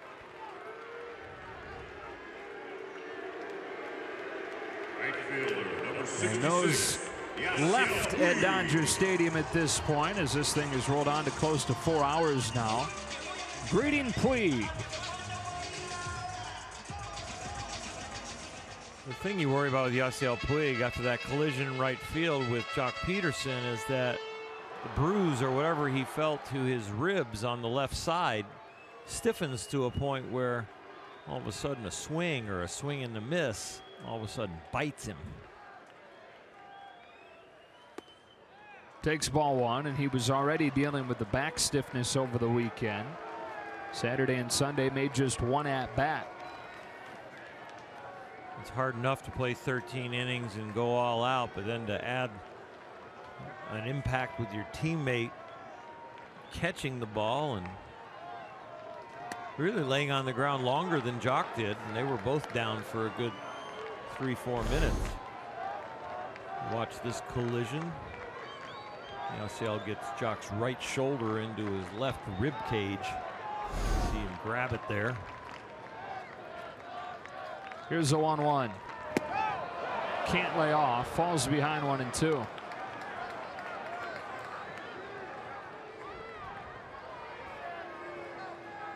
Last night he showed his heart having his Wild Horse Foundation poker tournament up in the Stadium Club for the Dodgers to support a lot of kids organizations, and today he's showing his bravery and his toughness. Two balls and 2 strikes. And Yasiel Puig, who has 1 career walk-off home run, came against Cincinnati July 28th of his rookie year, 2013.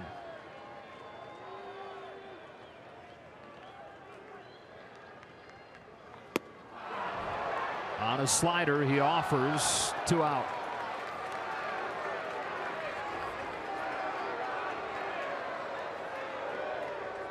Center field number 14, Kike Hernandez.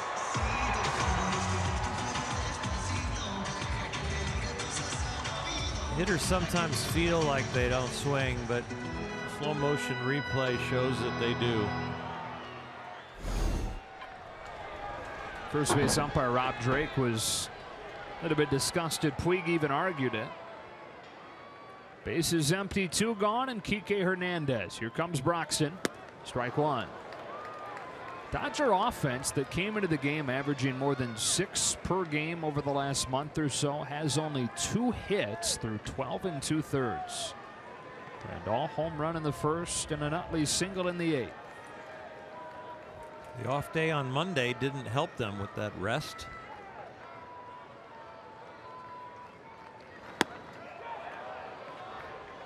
One and 1 or 2 and 0. No, it's 1 and 1.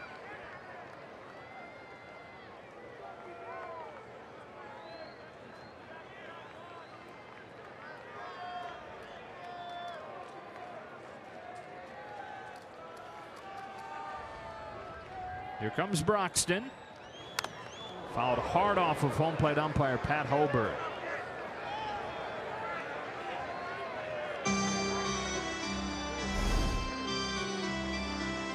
Staggered him for a little bit. Yadier Molina knew it. Probably heard a deep breath coming out of him right there. It knocks the wind out of you. It shocks you. Make sure the equipment is stable enough for the next pitch.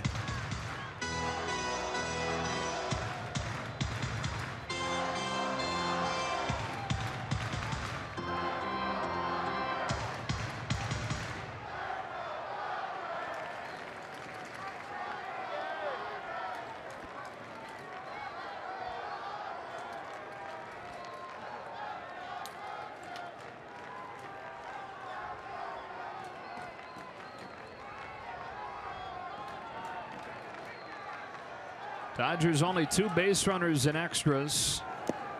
They were both walks back in the 11th inning when they had 2nd and 3rd with 2 out. And Yasmani Grandal struck out to end that inning. That's really been the only threat for either side. Cardinals in their 4 innings have 1 base runner.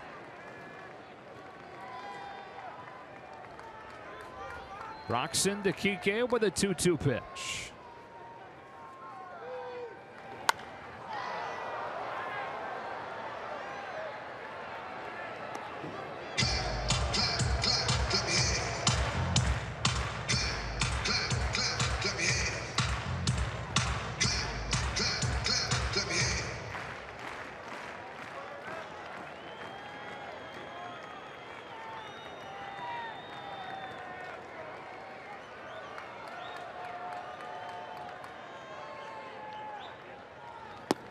Full count. Forsythe due next.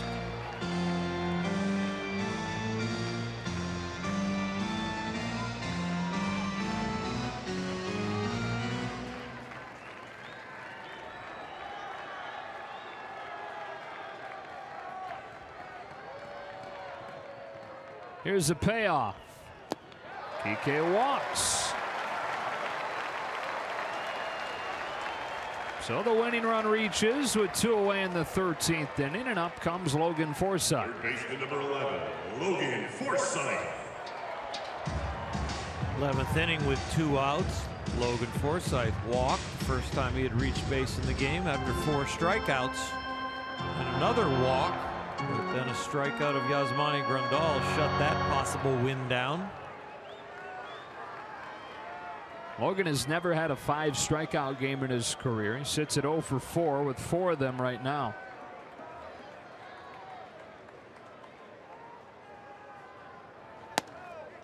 Strike 1. Yadier Molina changes games. Even here in extra innings, you think about, well, take a risk, send Kike Hernandez. You really want to do that against one of the best throwing catchers in baseball Ever. Yeah. Jonathan Broxton on the mound, not the quickest guy to home, but one of the quickest ever behind the plate.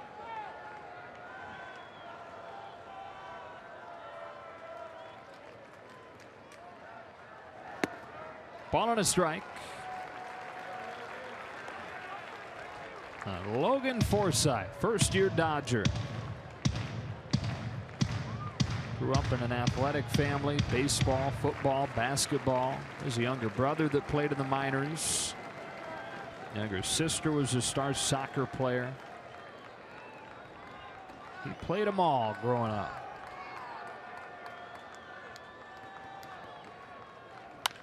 Line down the right field line, peeling into the corner. It's a fair ball. Piscotty digs it out.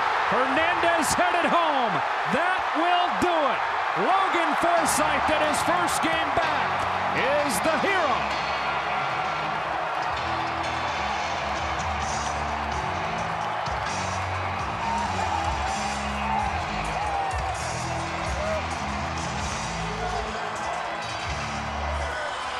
He missed 30 games.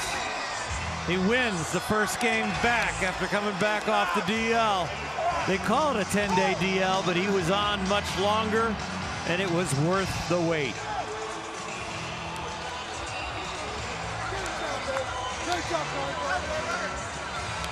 In 13 innings, the Dodgers beat the Cardinals 2-1. And it's Forsythe on a night where he strikes out 4 times, putting that behind him with his double into the corner to score Kike Hernandez from first after Hernandez had walked with 2 outs. To even get Forsythe up. Game 2 of the series tomorrow. The Dodgers have now won 5 of 6.